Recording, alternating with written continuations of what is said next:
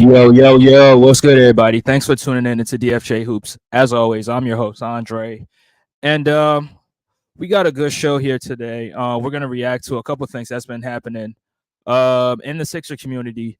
Once you come in, please make sure you hit the like button. If you haven't already, subscribe to the channel. And also, don't forget to leave a like beneath the video. Now, let's get into this. So, um, you know what? What the heck? Let's start with the first one. So, last night after I did the live video, which I had a lot of people in the lives. If you haven't seen that, I suggest you go check that out. I had a I had a blast on that live. So shout out to Zay, shout out to Bruce. They popped in. I dropped the link. They popped in, and it was a great live. But after last night's show, I was walking around these Sixer streets. I was looking for what's happening what's happening in the Sixer community. And I kept hearing the name Ben Simmons, Ben Simmons, Ben Simmons. And I said to myself, why am I hearing this clown's name? Like, why is he why is his name keep popping up, on my feed, on my Instagram feed, on Twitter? Like, why do I keep seeing Ben Simmons to the 76ers, Ben Simmons to Philly? And then I said to myself, I mean, Ben Simmons does have a house in Philly. He has a couple businesses in Philly, so that's probably why. But I did a little bit of research and I saw people and a lot of reporters kind of like suggesting that the 76ers pick up Ben Simmons from the Brooklyn Nets. And I kind of said to myself, why would anybody in their right mind want Ben Simmons back on the 76ers? Because this is a guy who accused the Sixers fans of not supporting him when he was, at his lowest point, right? He was using mental health as an excuse. He refused to work on his basketball game, and he literally quit on the city. He quit on the basketball team. He quit on the fans, and he quit on the entire Philadelphia 76ers team. So I kept saying to myself, why do I keep seeing, bring Ben Simmons back, bring Ben Simmons back? And a few of the fans, agreed to it.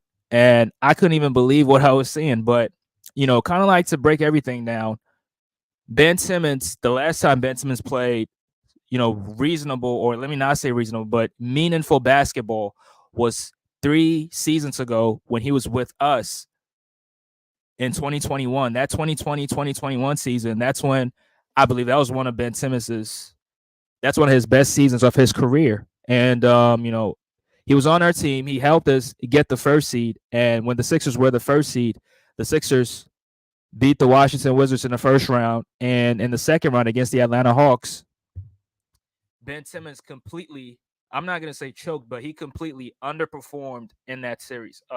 He shot, I think, 30% from the free throw line. He wanted nothing to do with the basketball in the fourth quarter. He took 0 shots in the fourth quarter, and he was the second best player on the team. So Sixer fans, we all expected more from him, but that was not him. He refused to work on his basketball game, and as a result, he quit on the Sixer team. So he goes to Brooklyn, and for 3 straight seasons in a row, he hasn't really played that much for the Brooklyn Nets. Now, Ben Simmons, if you look at him, excuse me, Ben Simmons, if you take a look at him, I mean, he's standing at 6'10", right? Very athletic. Has the skill. I mean, not the skill. He has the tools to become the caliber of player that people expect him to be. But the thing is, he's been lazy, and for whatever reason, he has refused to work on his basketball game. Now, we see him in the offseason, putting up shots. We see him in the offseason, working on jumpers, working on pull-up jump shots, shooting fadeaways and stuff. But for whatever reason, it never translates to the NBA. You never see him take a shot in the NBA. You never see him, trying to be a scorer in the NBA. All he wants to do is just facilitate and play defense. But for Sixer fans to want Ben Simmons back, I mean, yeah, I get that the Sixers need a power forward, right? It's no secret the Sixers need a power forward. And looking at Ben Simmons is 6'10", athletic. I mean, he has lost, in my opinion, I think he has lost some of his athleticism because of the back injury. I mean, he's been dealing with that for the past 3 seasons. So that right there has kind of like taken away from his athleticism a little bit because he's not able. I mean, when you watch him play, I mean, he's played, a few games, but if you watch him play, there's certain spots on the floor where he can't get to. Sometimes he's not as quick enough. He's not as explosive enough, and I think it's because of the back injury. I think the back injuries really has really hindered him. But me personally, I wouldn't want Ben Simmons on this team, right? I wouldn't want him on this team because number one, he has refused to get better, and the same caliber of player that he was when he came into the NBA is the same player that he is right now. Now he's hurt right now, so the last time he played in the NBA, he had the same skill set from his rookie season, and he plays the same way, no improvement. He shoots no threes. He's a liability offensively sometimes because if you hack a Ben Simmons and you put him on the free throw line, he's not going to be able to make his free throws. So he's kind of like, he's the same caliber of player. And with this Sixer team, yes, Ben Simmons is he's a good rebounder for his size. I mean, he's 6'10". I think he has a 7-foot wingspan, if I'm not mistaken. So for his, physical attributes, yeah, he can definitely help you get rebounds. But at this point in Ben Simmons' career, you cannot trust his mental because he's shown us multiple times that he's mentally weak and he can't face or he can't deal with the Sixer fans. I mean, we've seen him play against us on the Brooklyn Nets, and for whatever reason, every single time the crowd is able to get into his head. So you can't trust Ben Simmons' mental, and you can't trust him to be on the basketball floor because he's not durable. The past 3 seasons, he hasn't been playing a lot of games with the 76ers. So me personally, if I'm the Sixers, I'm not gonna. I wouldn't even waste my time to try to trade for Ben Simmons, or even if Brooklyn decides to waive him, I'm not even gonna waste my time to try to bring him on my team because he's not the caliber of player that we need for this team. I mean, this team needs toughness.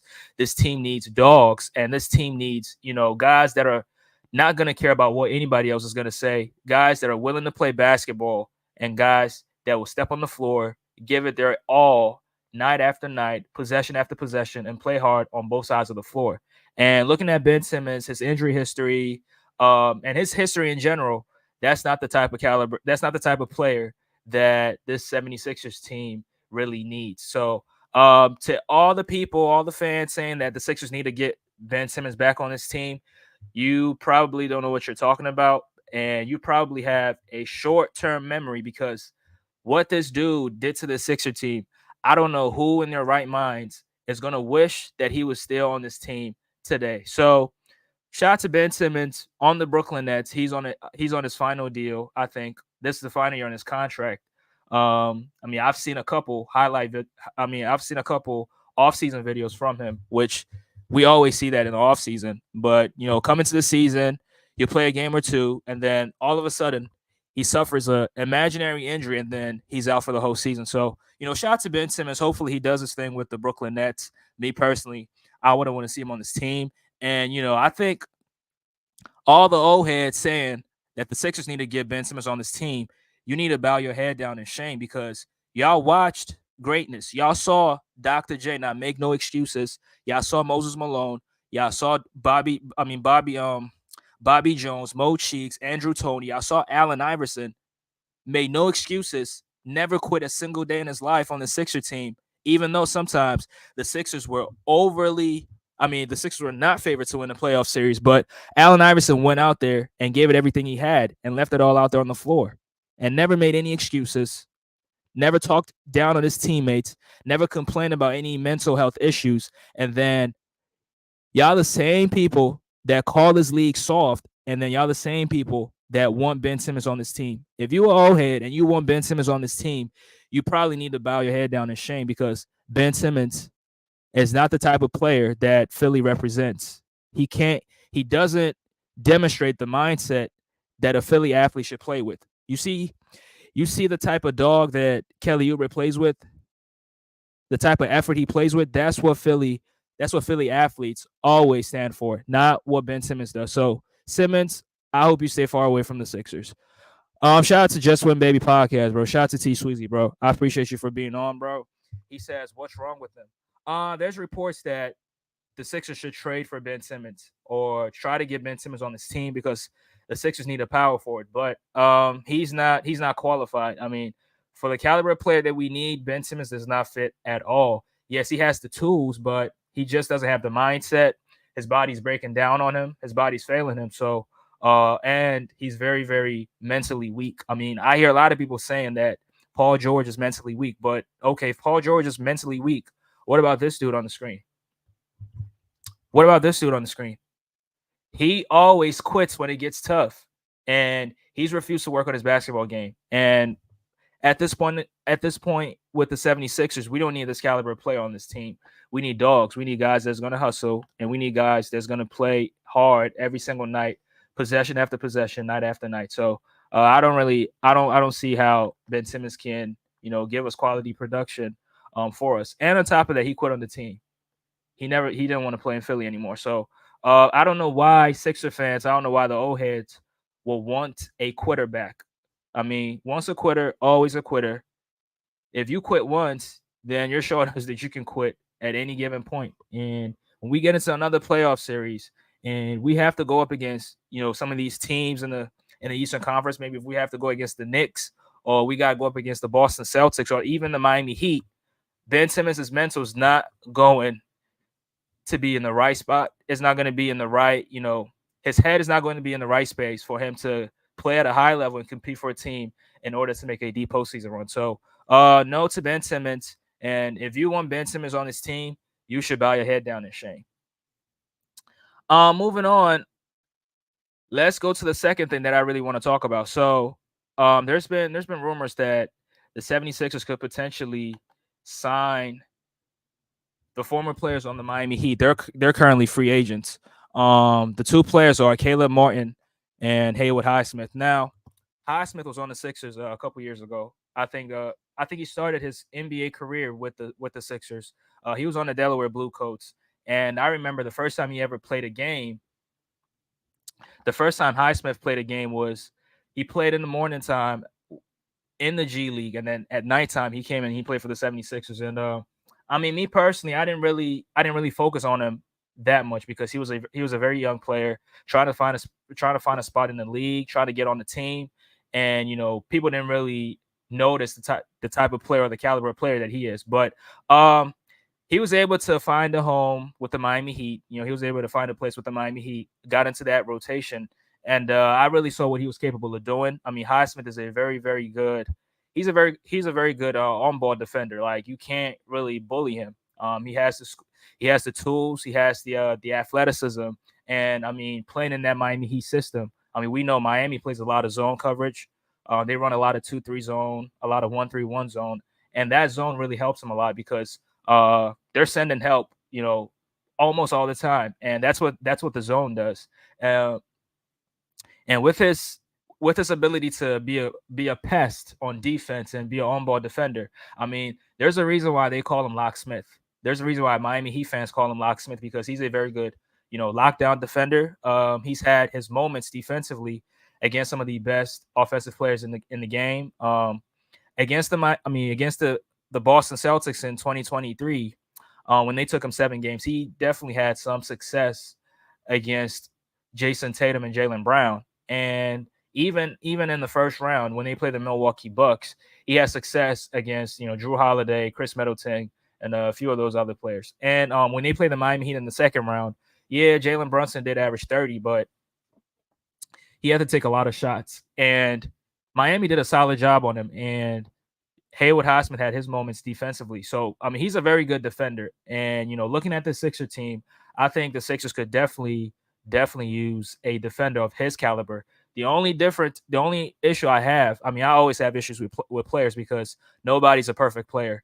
The only issue is that Haywood Highsmith is not a very good three-point shooter. If I look at his stats right here in the playoffs, in the first round, they played the Boston Celtics, and he was pretty inefficient in that series, even though he had his moments defensively against Jason Tatum. Offensively, he wasn't really giving you that much, and most of his shots were wide open shots. They were leaving him wide open in the corner, but the Boston Celtics just didn't trust him because he's just not a knockdown shooter. So that's my only issue that I have with bringing him to this team. But he definitely has value in this league. He definitely has value defensively, and any team that has Haywood Highsmith, you're definitely getting some tough on-ball defense because if he's guarding you, he can, get through screens. Even when you beat him off the dribble, sometimes he's able to recover back and get back to his man. So he's a very good defender. But me personally, because of his inability to shoot, I don't really. I'll pass on him. Bringing him or signing him is going to be like having Matisse Thybulle on this team. Matisse Thybulle was a good on-ball defender, but his inability to shoot is a reason why coaches didn't trust him. Doc Rivers didn't trust him because he wasn't a very good three-point shooter. Now, the second player on the Miami Heat, he's a free agent, is none other than Caleb Martin. Now, Caleb has had some success in the playoffs as well. And I think his best moment came in the 2023 playoffs in that Eastern Conference Finals. And after that series, you heard people saying that, he got robbed of the what's it called, the Larry Bird Eastern Conference Finals MVP, because people thought he deserved it because he showed out in that final game, offensively, defensively. He was making some tough shots. He had some great takes to the basket. He was playing. He played an all-around game and helped the Miami Heat very, very huge to get to the finals, especially in that Eastern Conference Finals. I think he was the second highest scorer in that series. He averaged like 19 points, and Jimmy Butler finished that series averaging the most points with, I think, 24 points and a couple rebounds and like 3 or 4 assists. So Caleb is he's a good enough player, and defensively he's solid as well. I seen him lock up, former 76er player. I've seen him lock up Harden. I've seen him had some success on Maxey and some success on, not just Sixer players, but against the Boston Celtics as well. If you're able to hold or have Jaylen Brown in check, you're a pretty good defender. And these guys are not, they're not scrawny players. Like, these guys have, they have meat on the bones. Like, they're muscular. So you're not going to be able to bully them, the same way Jaylen Brown was bullying, how he was bullying Derrick Jones Jr. in the finals. Caleb Martin and Haywood Highsmith, you're not going to be able to get away with that because these guys are very, very strong. And Jaylen Brown, if you watch Jaylen Brown, he always likes to, put a shoulder to your chest.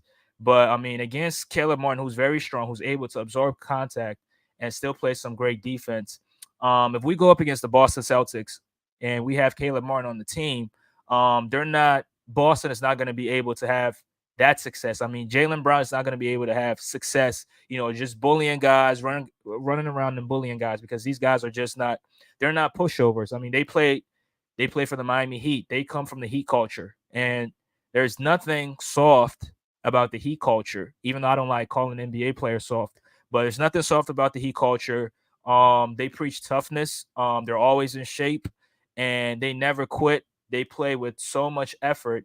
And so I think having Caleb Martin on this team, if the Sixers are able to find a way to sign him, I would love to have him on this team. If he comes off the bench, he'll be very, very good addition to the Sixers, or if he starts, because he started for the Miami Heat when they were in the Eastern Conference Finals, and he had some of his best moments.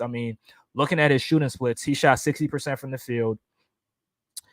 He shot 47% from the three, almost 50% from the three, and he shot 87% from the free throw line. So he can play some of his best basketball if he's in the right system, playing with the right players. Now, I know people are going to say that he was not getting the defensive attention that a best player would get, and that's true because he's not a first option on the team.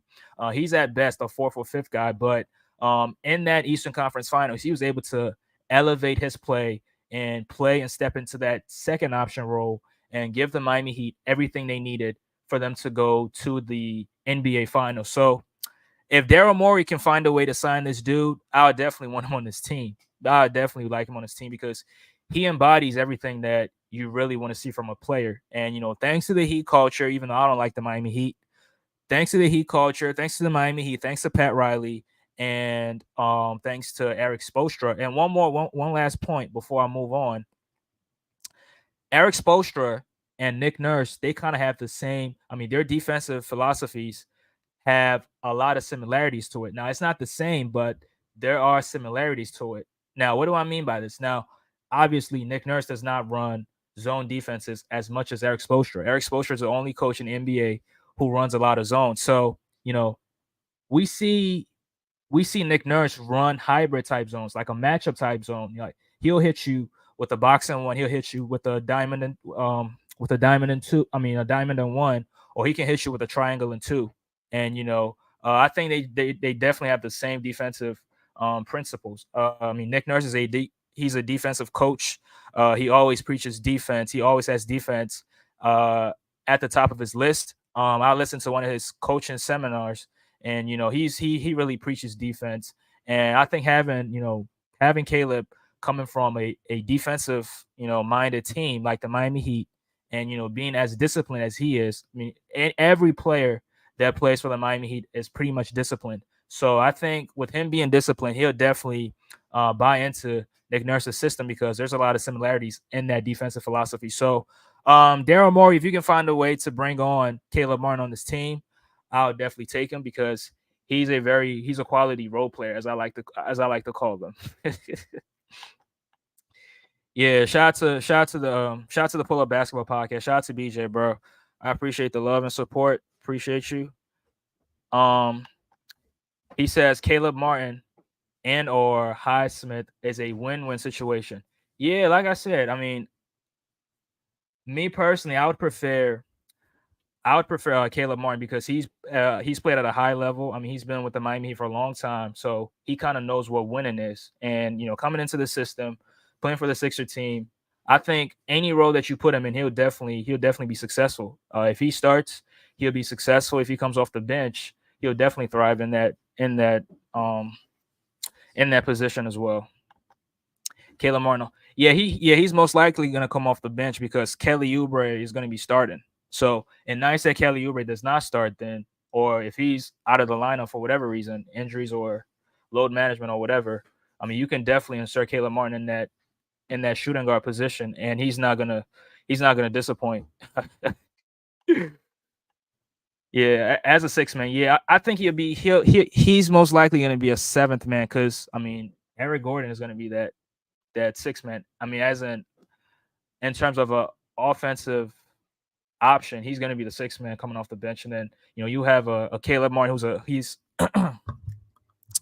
excuse me, he's an athletic wing who he's pretty versatile in his own right, and he can do almost everything on the floor. I mean, playing for the Miami Heat, he plays power forward sometimes. I mean, we know Eric Spoelstra he's a small ball merchant. He likes playing small ball. He'll put whoever at the power forward, and then put Bam Adebayo at the five. So I don't think Caleb is going to have any issues playing the shooting guard position. I mean, he was a shooting guard slash small forward in the first round, and he played a solid game in my opinion.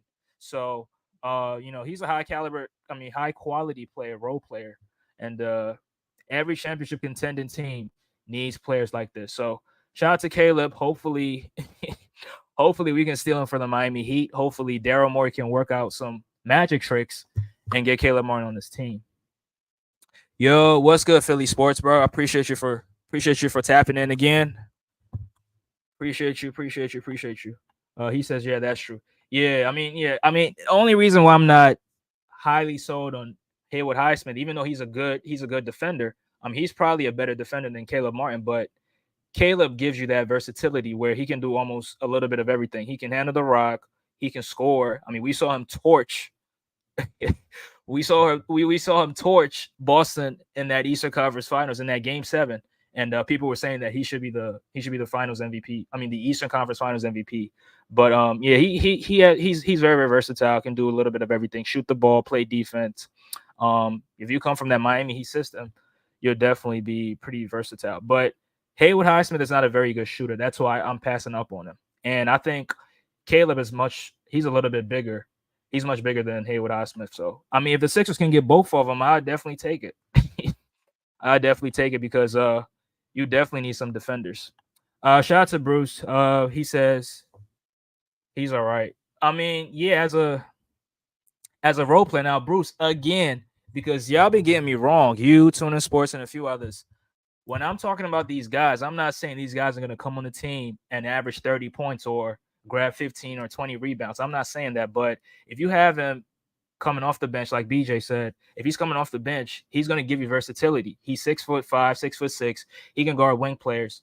He's had a ton of success guarding some of the best wing players in the league, like Jimmy Butler. I mean, not a Jimmy Butler, my fault. Like a Jason Tatum and a Jaylen Brown. And if we have him on this team, he could probably help us guard Jimmy Butler if we have to go against the Miami Heat. And he knows Jimmy's game. And I'm not saying he's gonna stop him, but he'll definitely do his best to make it difficult or make it tough for him.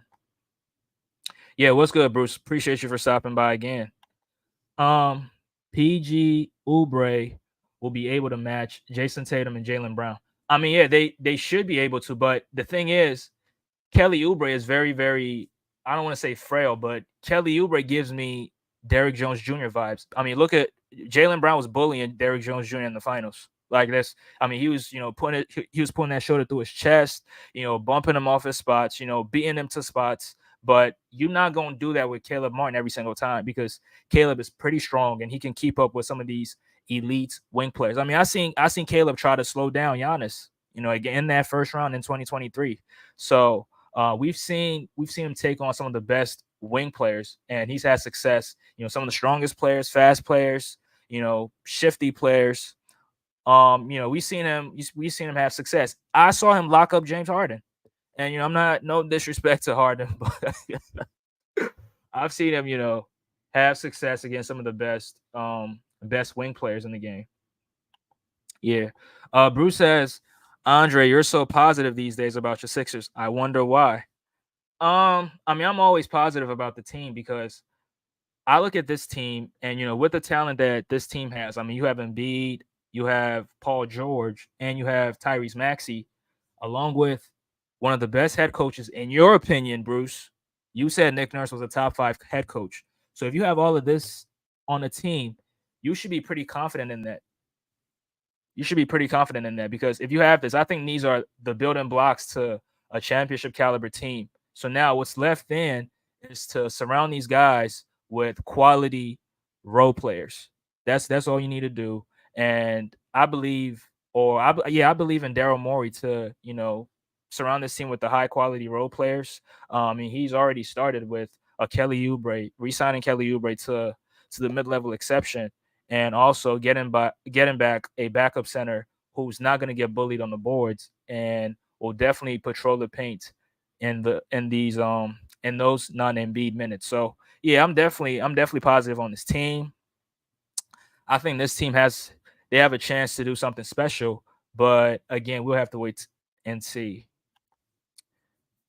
Put Paul George on Jaylen and Oubre on Tatum. Wait, put Paul George on put PG on Jaylen and Oubre on Tatum. Caleb can deal with Derek White. Yeah, but I mean, if Caleb is on his team, that means he's coming off the bench. So if he's coming off the bench, he's gonna have to excuse me.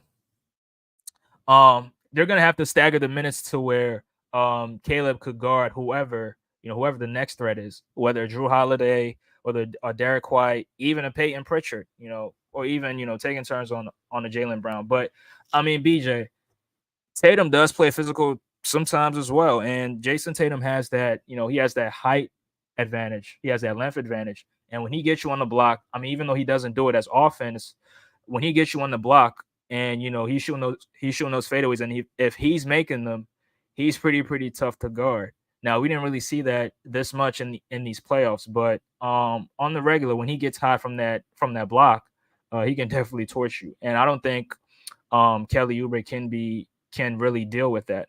But that would be the coach's decision, right?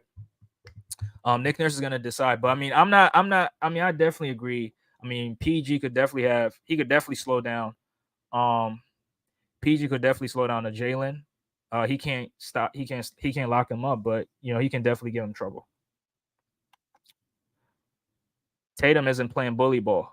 Are you sure? Against against Neesmith in the conference finals, against Max Strus in the second round. But the thing is, he's not doing it often. I mean, he likes to settle. That's why. But when he puts his head down and start, going to the basket, he could definitely bully his way to the rim. And I mean, we saw him do it. We saw him doing it in the conference finals. I don't know if you didn't notice it. I mean, yeah, the jump shots. I mean, he gets jump shot happy, but we I seen Tatum play bully ball sometimes. I mean, not all the time. Yeah, you're right about that. Not all the time, but he can definitely play bully ball.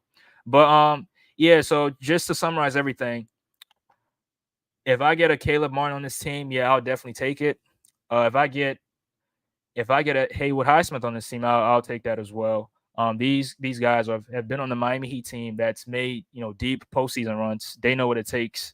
I mean, they're not the best players on the team, but from a role player perspective, they know what it takes. They know the level they're supposed to play at in order to help or complement the star players in order to make a deep postseason run possible. So I wouldn't mind having these guys on the team, but I mean, if you got to sign into max contracts, then yeah, that's where the issue is going to be at. Now I'm hearing some Heat fans saying that Caleb Martin had a down season, which I mean I disagree because he dealt with he dealt with a hand injury after they played us, if I'm not mistaken. So yeah, Nick Nurse will have a scheme. Oh yeah, absolutely. Nick Nurse would definitely have a Nick Nurse. I mean, I remember back in the bubble when Nick Nurse went up against the Boston Celtics in the second round. That was probably one of the best, one of the best playoff series I ever witnessed because it was like a chess match between him and Brad Stevens at the time. He was the head coach, and every time we went up against the Miami Heat in the regular season, it was always a chess match because the head coaches are always making some in-game adjustments to kind of counter what the other coaches are doing. So and Eric Spoelstra, Nick Nurse, playoff series, that would be a series for generations. I definitely want to see that playoff series. Definitely, definitely. Um, John Cass, I can't say that last name. I don't know, it's Castellon, but he says, I appreciate you for being in here. He says Jaylen Brown is the Celtics' best player. I mean, I'm not going to say that. I'll still say that Jason Tatum is the best player on the team, but Jaylen Brown definitely outplayed Jason Tatum for sure. But the best player on the team, I think is still Tatum. They paid him as the best player. They gave him a 314. They gave him that extension. So clear now. I'm not saying if you get the highest contract, that means you're the best player on the team. But I mean, they value Tatum. They think Tatum is the best player of the team. That's why. Now in the finals, Jason Tatum still led his team, and I think points, rebounds, and assists. But he wasn't pretty efficient. So that's where the Jaylen Brown came. And Jaylen Brown, I'm not saying Jaylen Brown. I'm not trying to, talk down on Jaylen Brown. I mean, he played great in the finals as well, and also playing some great defense on Luka Doncic. Even though Luka almost averaged, 30 a game, he definitely helped slow him down. But if you say that Jaylen Brown is the best player on the Celtics, I mean, I'm not gonna be mad at it. I mean, because at any given, on any given night, either one of them is going to be the best player. So yeah. Oh, BJ, let me read this. Plus, Boston doesn't have much of a bench, which is definitely true, and that was something that I was saving for another video. But since you brought that up, let me just touch on it a little bit. So, um, if the Sixers have to go up against the Boston Celtics, that's one thing that the Sixers have in their favor. The Sixers will have a pretty good bench, and the Celtics don't really have they don't really have that. Their bench is not that good. I mean, they got Peyton Pritchard, they got Sam Hauser, who's a good he's a good shooter. I mean, 6'7". He has a quick release. He's always moving off the ball. Relocating every single time, and that quick release is just it could be dangerous sometimes. So they have those two players, and then they have a Luke Cornett, who's not in a series against the Sixers, he's not going to be that impactful. I don't know if Xavier Tillman is going to be that impactful, but the Sixers will clearly have the better bench, and that could definitely work in the Sixers' favor. John says, I wish there was a way to get them both. That if the Sixers are able to sign them both, it'd definitely be huge for us because, like I said, they're high quality role players. Now, people don't like the word quality role players, but hey, I'm gonna keep using it. They're high quality role players, and like I said before, they know exactly what to do in order to complement or help the best players make a deep postseason run. And we seen Caleb, play high in the Eastern Conference Finals, and we saw Haywood Highsmith, lock up Tatum in some of those games. But the reason why I'm not so high on Haywood Highsmith is because he's not a good 3-point shooter. And if you play on the Sixers, you have to be a good shooter because you're gonna have sometimes you're gonna have wide open looks, and we definitely have to capitalize on those wide open looks. And especially if you playing on a team with Maxey, with Paul, and with Embiid, you're definitely gonna get some way easier looks than you were getting on Miami. So yeah. Shout out to Thomas Talented. He says, "What's good, Andre? PG over Tobias, but nobody touching Boston except the Knicks." I mean, I disagree. I wait, wait. PG over Tobias, yeah, we agree on that. But nobody touching Boston except the Knicks. I totally disagree because we're building or we're constructing a team to beat the Boston Celtics next year. In the second round conference finals, we are constructing a team to beat the Boston Celtics. And shout out to the Celtics. Just when Baby Podcast was in here a few minutes ago, um, he had a post on his page and he made a great point. And what he posted on his page was this decade, let me go by this decade. He says this decade, every NBA champion lost somebody who contributed the most on the team. But the Boston Celtics are finding ways and means to kind of like run it back with the same team and try it again, which is a very great point. And I didn't even realize that because in 2020, the Lakers, after they won that championship, who did they lose in the offseason? They lost JaVale McGee. They lost Dwight Howard. They lost Rondo. And I think they lost somebody else, and they lost Danny Green because Danny Green was on the Sixers in 2021. So in 2020, those are the players that the Lakers lost. Now, 2021, Milwaukee lost PJ Tucker. And PJ Tucker was huge for the Milwaukee Bucks in that run because he got on he got on Kevin Durant. I mean, even though KD was still dropping, damn near 50 points, he definitely made it very difficult, or a little bit difficult, or he gave much more resistance than Giannis was given because KD was tearing the ass up in those first two games. So yeah. And in 2022, the Warriors, who did they lose? They lost Otto Porter Jr. and they lost GP2, Gary Payton II. And then last year, with the Denver Nuggets winning the NBA championship, who did they lose?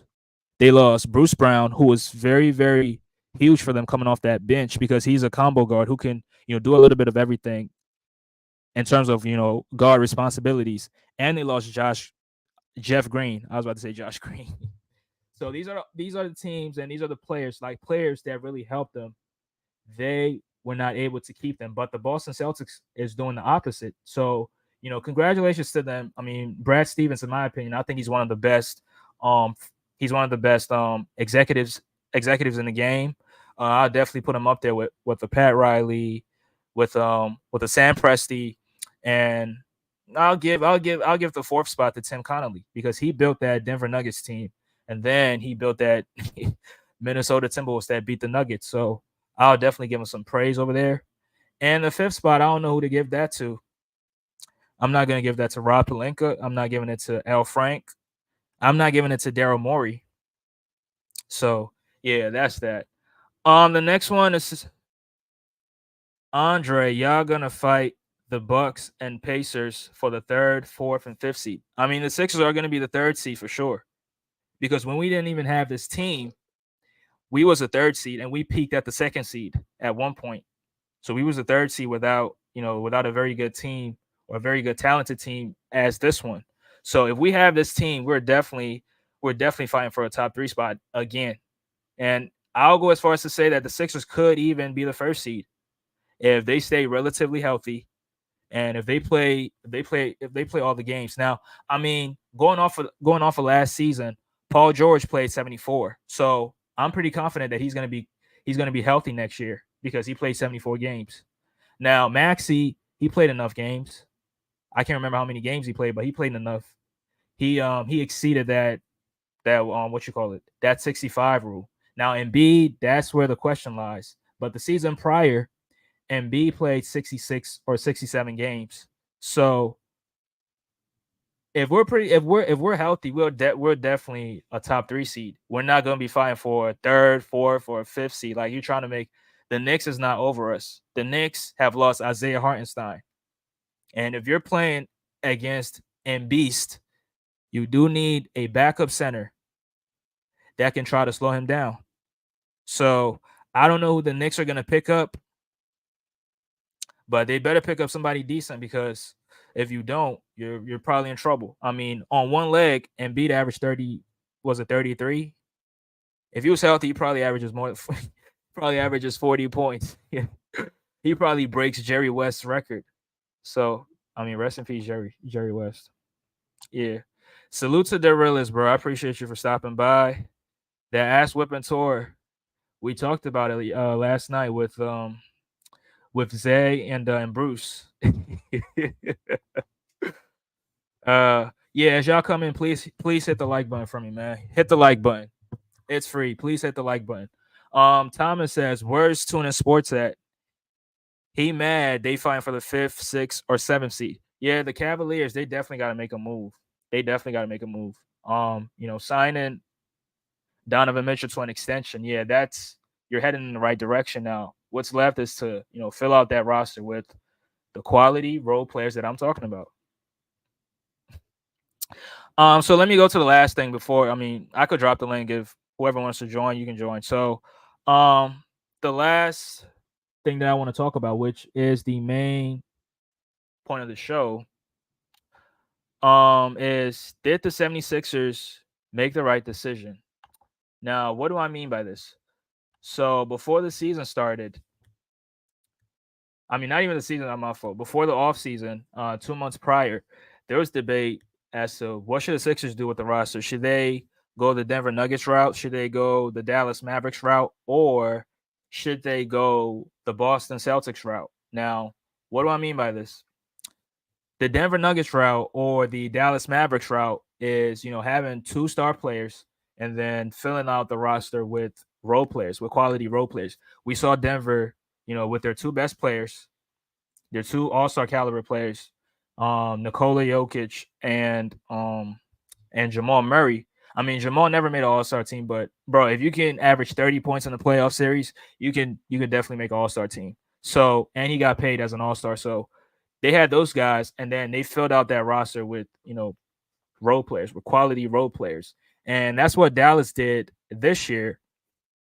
They had two of their best players, Kyrie and Luka Doncic, and the rest of the team was filled out with role players. So the discussion was, should the Sixers go that route, or should the Sixers add a 3rd star to the team and go from there, by surrounded with the role players. Now, me personally, I wanted us to go the Dallas Mavericks route. I wanted to go the Denver Nuggets route because the reason why I was saying that was because of my ego. Now, what does ego have to do with this? I wanted Embiid to have a similar, excuse me, I wanted Embiid to have a similar run as Nikola Jokic had, where he didn't have an all-star, all-NBA caliber player on his team. I mean, an all-star, a player that made an all-star team or a player that made an all-NBA, all-NBA team. And, he took those guys and they went to NBA Finals and won a championship. So I was hoping, or I was wishing for a dominant run. I was wishing for Joel Embiid to have a dominant run like that because of my ego, because I wanted him to duplicate something that Jokic did, right? But at the same time, I mean, I looked at it and I asked myself a question. I mean, who's the GM of the team? I mean, who's the president of basketball operations for the team? It's Daryl Morey. And what is Daryl Morey known for? Daryl Morey is known for chasing star caliber players. I mean, that's his track record. I mean, he first, how he got his name was he traded for what you call it, James Harden, and Harden blossomed into a MVP caliber player. Now, unfortunately, they didn't win the championship. Let me see these comments right quick. Yeah, I think I got through this. Thomas says bet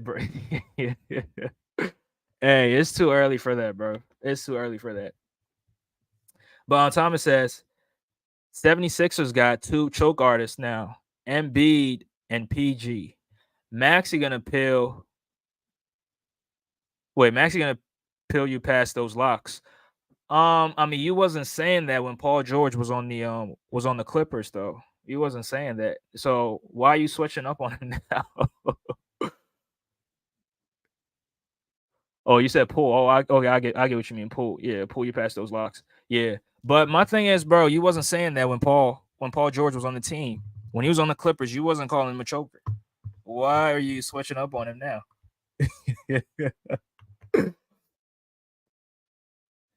PG ain't boosting shit to a first seed.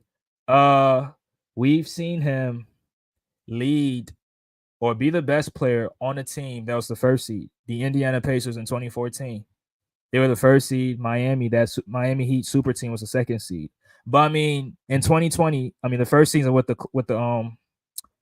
Clippers, I mean he helped lead that team to the second seed. So I mean Lakers were the first seed, but yeah, we've seen Paul, help lead a team to the first seed. So Thomas, that's you capping right there, bro. Knicks are loaded. They are, but we're gonna have to see. I mean, I don't trust Mikal Bridges.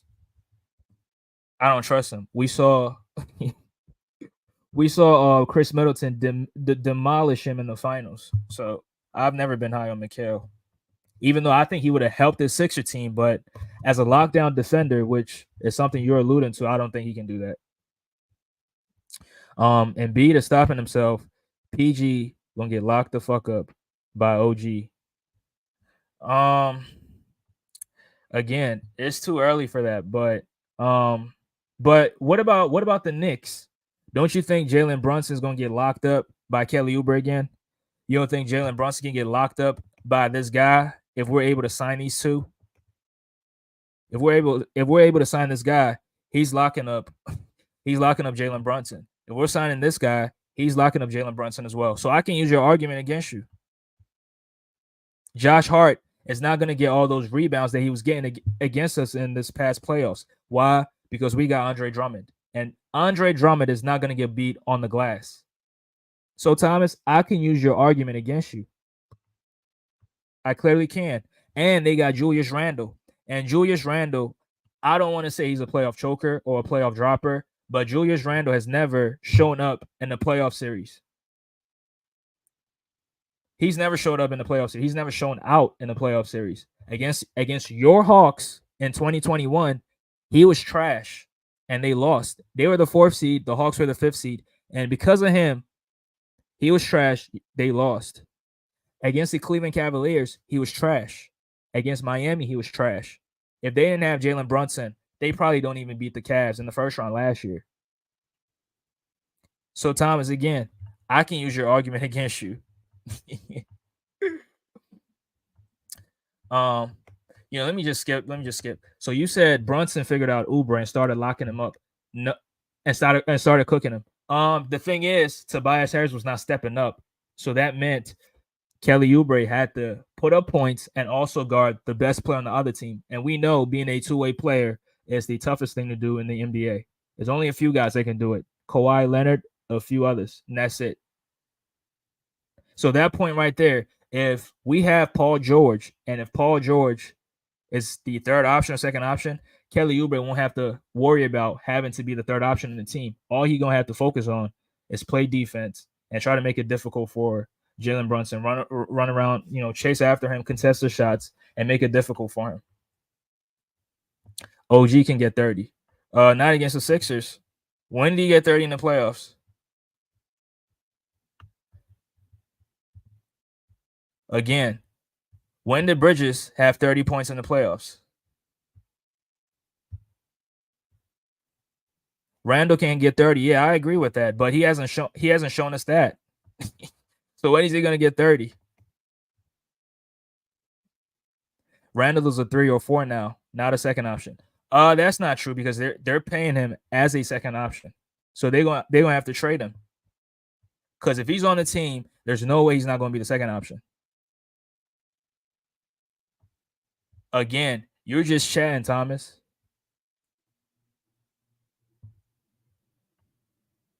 Y'all can't leave Randle. Bro, what are you talking about?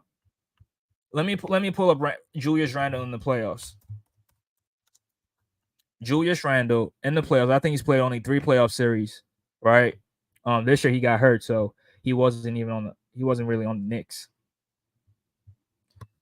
In the regular season, Julius Randle for his career, or let me go to the years that he made the playoffs. In 2020, 2021, he averaged 24 points. He won the most improved player. He went into the playoffs, and that 24 points, it dropped to 18. Now, again, I don't want to call him a playoff dropper, but he hasn't really shown up in the playoffs. Thomas, you just chatting now. You just chatting.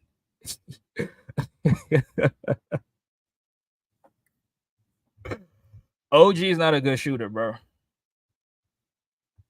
Bridges is going to be a third option or a fourth option. And we saw when he was a third, fourth option on Phoenix, he wasn't shit.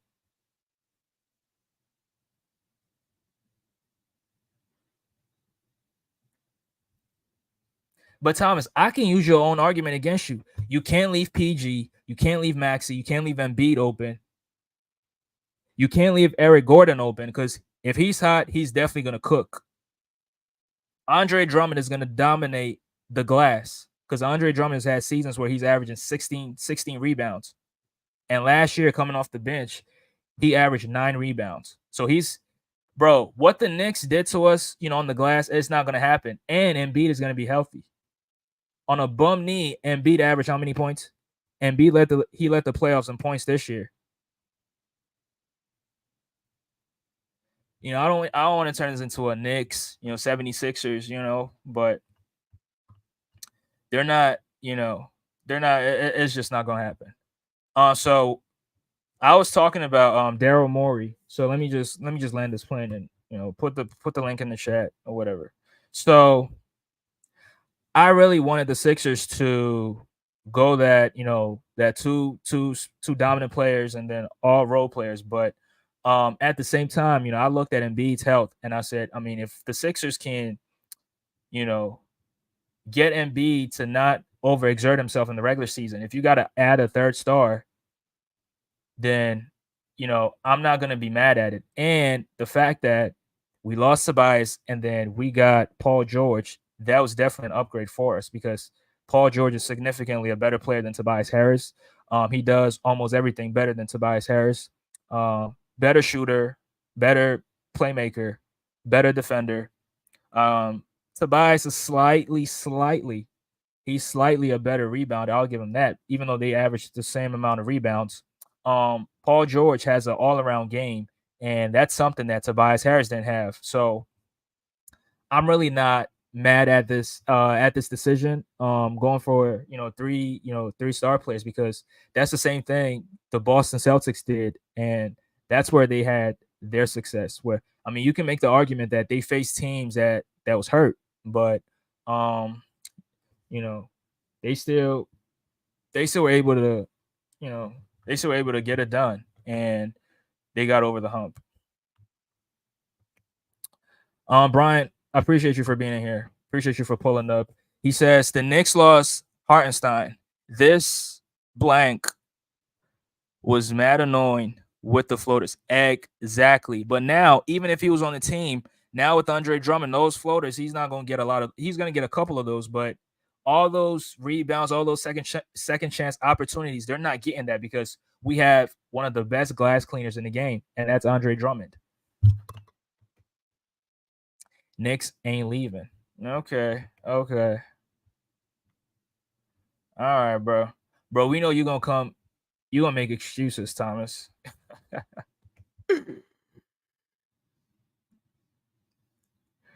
He says 76ers, they got to help. Knicks are a man up. Bro, every team helps on a drive.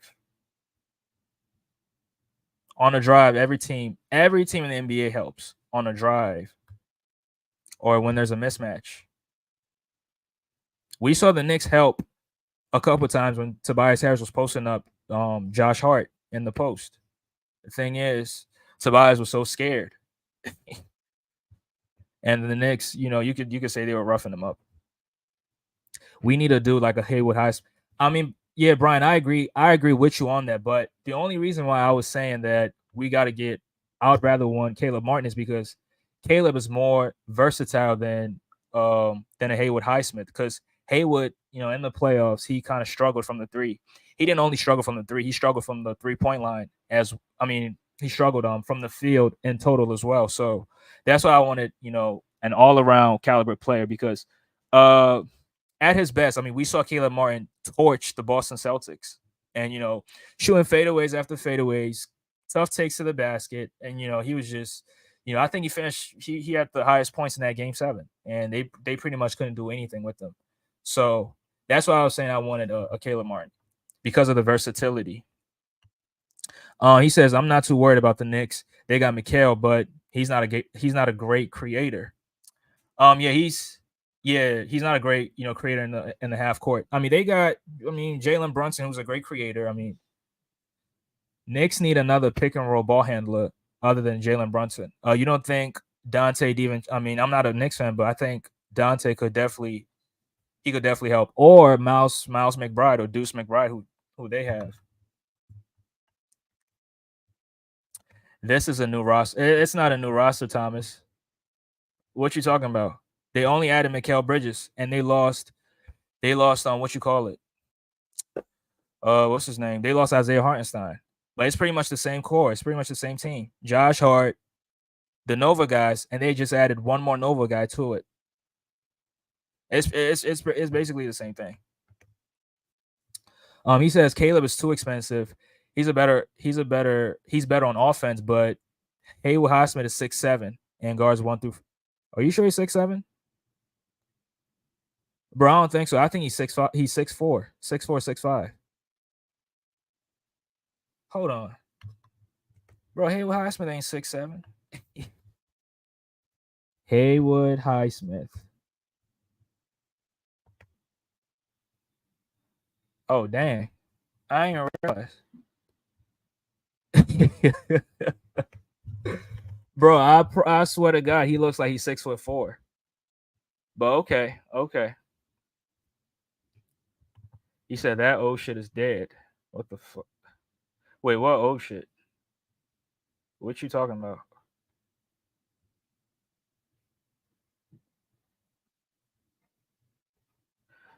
Thomas, what are you talking about? That's 10 years. This only 1 year apart.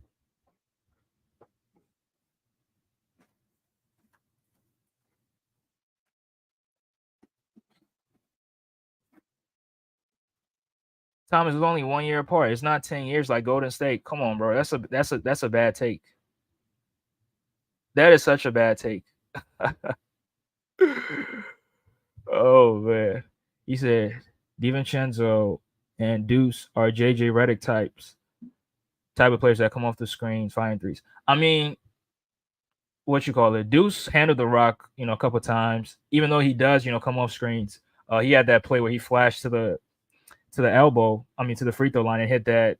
He hit that shot in Game 5, which they thought that shot was going to carry them into the second round until Maxey showed them that, yo, I got different plans. But I think Dante DiVincenzo offers you more than just coming off screens. Both of them, they can definitely put it on the floor. So yeah, what's up, Cottage? Appreciate you for being in here. Appreciate you. Yeah, I got to make you a mod. Gotta make y'all mods or something. But yeah. Philly Sports says, man, F the Knicks. We got Paul George. This is a Sixer celebration. Yeah, but we got Thomas in here who's OG Anunoby apologist, talking all that crap for the Knicks. But this year we're not gonna be hurt. I mean, they can say the same thing too. But I mean, we'll definitely have better defenders. If we have these two guys, the Haywood Highsmith and Caleb Martin, Jalen Brunson, and again, Jalen Brunson is not going to average 35 because Julius Randle is going to be on the team. So all those shots, all those 38 shots a night, you bash Luka Doncic for being a high volume shooter, but with Jalen Brunson, you don't say anything about it. That's hypocrisy, Thomas. That is hypocrisy. You bash Luka Doncic for being a high volume shooter, but Jalen Brunson, who's doing the same thing, who probably took more shots, he probably attempted more shots than what you call it. He probably attempted more shots than Luka in the first round, but you don't say anything. He attempted more shots than Luka in the second round, and you don't say anything about that. Yeah, yeah, yeah. We get it. Knicks was, I mean, he said Knicks was more hurt than y'all. I mean, yeah, they had Julius Randle out. Bogdanovich got hurt. If I'm not mistaken, those are the two guys that was hurt. If I'm missing somebody else, you can tell me. But Jalen Brunson and Josh Hart was not hurt in our series. And the same way, I'm not going to use injury excuse. And OG played all the games in our series, so I'm not going to use injuries that they suffered in the next round in our round. So I'm not doing that. But we also had Robert Covington out. DeAnthony Melton was out. So we were also dealing with injuries. But again, I'm not even using injuries as an excuse. They beat us. They were the better team. They took advantage of the Sixers' weakness, which was on the glass, rebounding. But the Sixers have now fixed that problem. And if they have to go up against the Knicks, they're not going to, get dominated. So that's what I'm saying. Philly Sports says, get a center and talk. Get a center and talk to me. Because that double and triple team ain't going to work this year. And I promise you, we will take it. Exactly. Exactly, bro. Exactly. You said everything over there. I ain't even going to say much. Cottage says, where's my wrench? Oh, bro, I got you, bro. I got you. Let me see if I can. Yeah, I got to make a few people. Yeah, I give y'all wrenches. Why is it not working? The hell?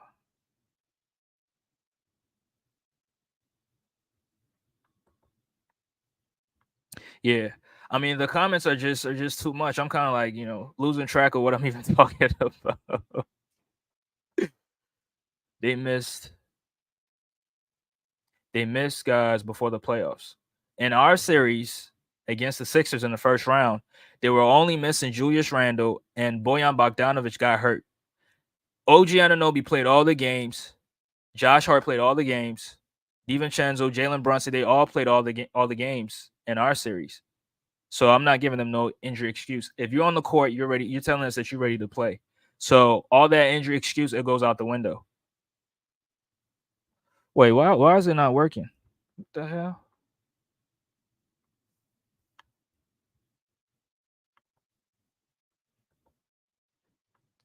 Or let me try it a different way. My bad, Joe.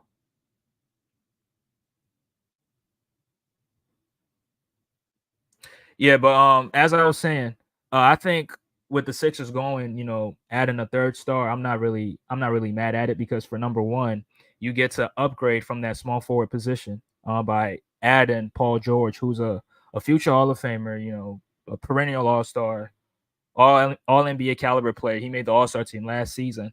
Now in the playoffs, his play, his production, like I said, his production completely plummeted in the playoffs. But playing with a Joel Embiid and playing with Maxey, I don't think he's going to have the same issues that he had last season playing with the playing with the Clippers. I don't think he's going to face that because we probably have a better. I mean, Thomas, to go against your logic, Nick Nurse does not always play offense. He plays defense. He puts the defenders on the floor. So PG is not going to have to do too much in terms of playing defense because we play our system defensively. We help guys. We don't just leave guys out there to guard one-on-one. So that would definitely help. That would definitely work in PG's favor. All right, Cottage, I got you, bro. So yeah, you got your wrench, bro. Yeah, I'm gonna drop the link. I'm gonna drop the link soon. But yeah, so do I think it's the right decision? Yeah, because the Sixers definitely needed to upgrade from Tobias Harris. And if you get a Paul George, who knows, coming in here, he's probably going to be the third option. And Paul George is going to give us more than what Tobias Harris gave us. I mean, Tobias Harris was averaging, listen to this, Tobias Harris was averaging what, 17 points in the regular season? He goes in the playoffs and he averages 9 points in the playoffs. Now, I've seen Paul George. Now, yes, Paul, his production plummeted in the playoffs. Now, like Tom's like, you're saying he's a playoff dropper. Okay, cool, no problem. Paul George went from 23 points to 19 points. So his production only dropped by 4 points. Tobias Harris, his points dropped by almost 8 or 9 points. 17 to 9. That's 8 points. So his production completely plummeted. And he was scared of the moment. But Paul George playing in the East, I mean, Paul George started in the Eastern Conference. So he kind of has, experience playing in the Eastern Conference. So having him here, I think it was one of the best decisions that the Sixers could have definitely made. Shout out to Manimal. I appreciate you. He says, salute, my man. Much love from Long Beach. Okay. California, yay. Where y'all at? Appreciate you for being here, bro. Appreciate you. Thomas says they missed their horses. Y'all miss role players. Bro, it don't matter, bro. It don't matter, bro. So you telling me if Robert Covington was on the court, you don't think he's going to help defensively on a Jalen Brunson or a Josh Hart? Come on, bro. They're not the best players on the team, but we can't diminish their roles, defensively and offensively. Philly Sports said, how can I get... Oh, I got you, bro. There you... Yeah. All right, bro. You a mod too. Good. All right, I got you, bro. But yeah, appreciate you for being here, bro. Appreciate the love and support. Manimal says, Thomas, Clippers are looking nice this year. Embiid ain't about that life. Okay. Average leading the playoffs in points per game is not about that life. But yeah, let me drop this link right here and fry you. Bro, when you make your point, give me a chance and let me make my point as well. So I just dropped the link in there. And if anybody else wants to come in, y'all can come in. But yeah, so the Sixers made the right decision. I don't think the two guy route or the two best player route was the best. I mean, Dallas had two best players and a bunch of role players, but they went up against the big three. And even though Kristaps Porzingis was hurt, they were still able to win. So yeah, having Paul George on this team, yeah, I definitely like it. He says I gotta go to bed. Since you ain't, bro, I just dropped the link. But I mean, it's fine if you can. I mean, Thomas, we can do this anytime, brother. We can do this anytime. You can get this work anytime, bro. I mean, I done fried you. I didn't give you the max ether. I didn't give you the max ether multiple times. So, like Lamont be saying, shout out to FYF, bro. Bro, I've ethered you multiple times on BJ platform and shit, bro. So anytime, bro, you can get this work. But yeah, I think the Sixers going. I'm being a little bit too repetitive, but the Sixers going to he's right. He's in here right here. Good, bro. Andre was motherfucking good, cuz. What's good, bro? Chilling. Yeah, I'm still waiting on return phone calls. Fuck you, man. Nah, I'm gonna call you on Sunday, bro. I'm gonna call you when you at the casino. Yeah. Do that. Yeah. But what's up? What you got? Well, listen. How you gonna bring up Bridges on Phoenix when we talking about the Knicks? Right? I brought up. Wait. Can I answer you real quick? I brought up Phoenix because that's when he made a playoff run, and that was when it was meaningful. Because when he got on Brooklyn, they got swept. That's why I didn't talk about Brooklyn. But go ahead, bro. No, I ain't talking about Brooklyn. We talking about a guy who has all kinds of help around him now, right? So it's like me talking about uh Westbrook if he played in with Orlando Magic 10 years ago when he had nobody around him. That's not a fair talk, right?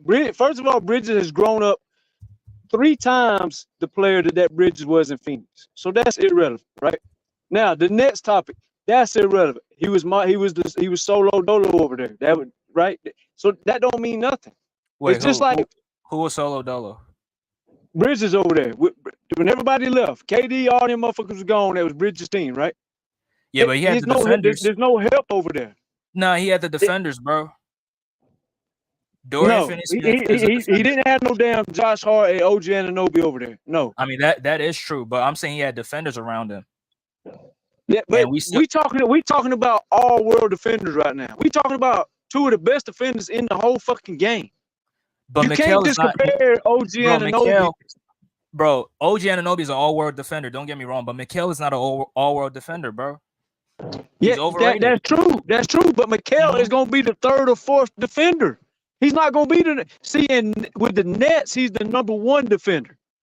Mm-hmm. Over here, just like when Paul George comes to 76ers, he's not asked to be the number one. It's the same with Bridges.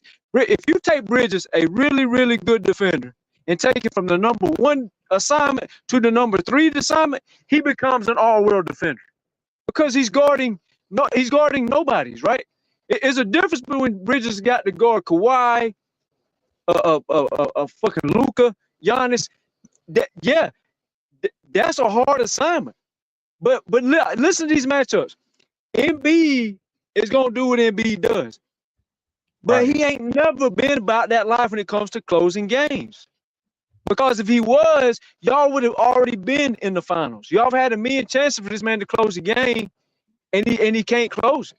Now that's the same problem with Paul George. And let me clear the air a little bit. And I'm gonna say this as smooth as I can, but I'm gonna take accountability. Over there on the other podcast, and BJ does tremendous work with YouTube and videos, right? Mm-hmm. But he also was in love with Westbrook and Paul George. So I held back a lot of stuff. So you're absolutely right, Andre. There's some things I was saying over there that I'm not saying now because I was holding the shit back. We had many big time arguments over Westbrook and Paul George. I didn't like neither one of them motherfuckers. I didn't want them gone. And when PG was getting shopped at the trade deadline, he didn't want to hear that shit. So I just kind of cooled off on it and let it ride, right? Because I mean, I guess that's what you do when you trying to make stuff work. So, but I'm not here to bash him. I'm just here to say I was holding back shit over there that the real Thomas would never hold back. I used to blast Westbrook. All of a sudden, I've calming it down. Fuck, I don't want Westbrook. Y'all all knew that. But yeah, here Thomas is calming that shit down. So a lot of stuff I said, let me go and clear the air with that. You were right about what you said. Some of the stuff I said is not adding up to what I'm saying right now. And you're right, and I'm owning it, and I'm telling you why I said I was doing what I was doing. Right? That lot of that shit going on over there, it is what it is now. It's over with. It ain't so peaches and cream over there no more. I try to let it ride, but he's not there yet. So, but Westbrook and Paul George are fucking choke artists. Now, the one thing I will say, I will defend what I said though, Andre. Paul George, and you can't hate on Paul George and Harden for choking if you're gonna sit there and act like Luka and fucking Kyrie are not gonna choke too. Now that I stand on and stand by, but a lot of the other shit I was doing over there is absolutely right. I don't like it. I let my guard down. I got soft over there. Fuck that shit. Paul George a fucking choke artist. Westbrook's choke artist, and both of them bitches gone. I even said Kawhi. I even told him this before. Kawhi's body language always told me he was sick of them catering to Paul George and his fucking court. Westbrook, Morris, and Reggie Jackson. Kawhi's body language to me, but like I said, he didn't want to hear that shit. So, it's his show. His shit. I had to calm that shit down. But now I'm speaking the real shit. So you're gonna hear some stuff that I didn't say before, and I'm gonna agree with you. Right? I'm not gonna argue. I'm gonna agree with you. Now let's get back on the topic. Mm-hmm. OG is gonna put Paul George in a motherfucking straitjacket, and everybody on earth knows that. So he's out the picture. Maxie's got to deal with fucking Bridges or Hart, right? So is he gonna score? Yeah, he gonna score. But their defensive clamps are even better now because now they got Robinson they didn't have in the paint. They also got the Randall they didn't have in the paint. Now, Embiid's still gonna get 30, but it's like I've always told you about Luka. It's a difference getting 30 when you got to chuck 35, 40 shots because you're actually helping the other team because they get rebounds and running fast breaks, right?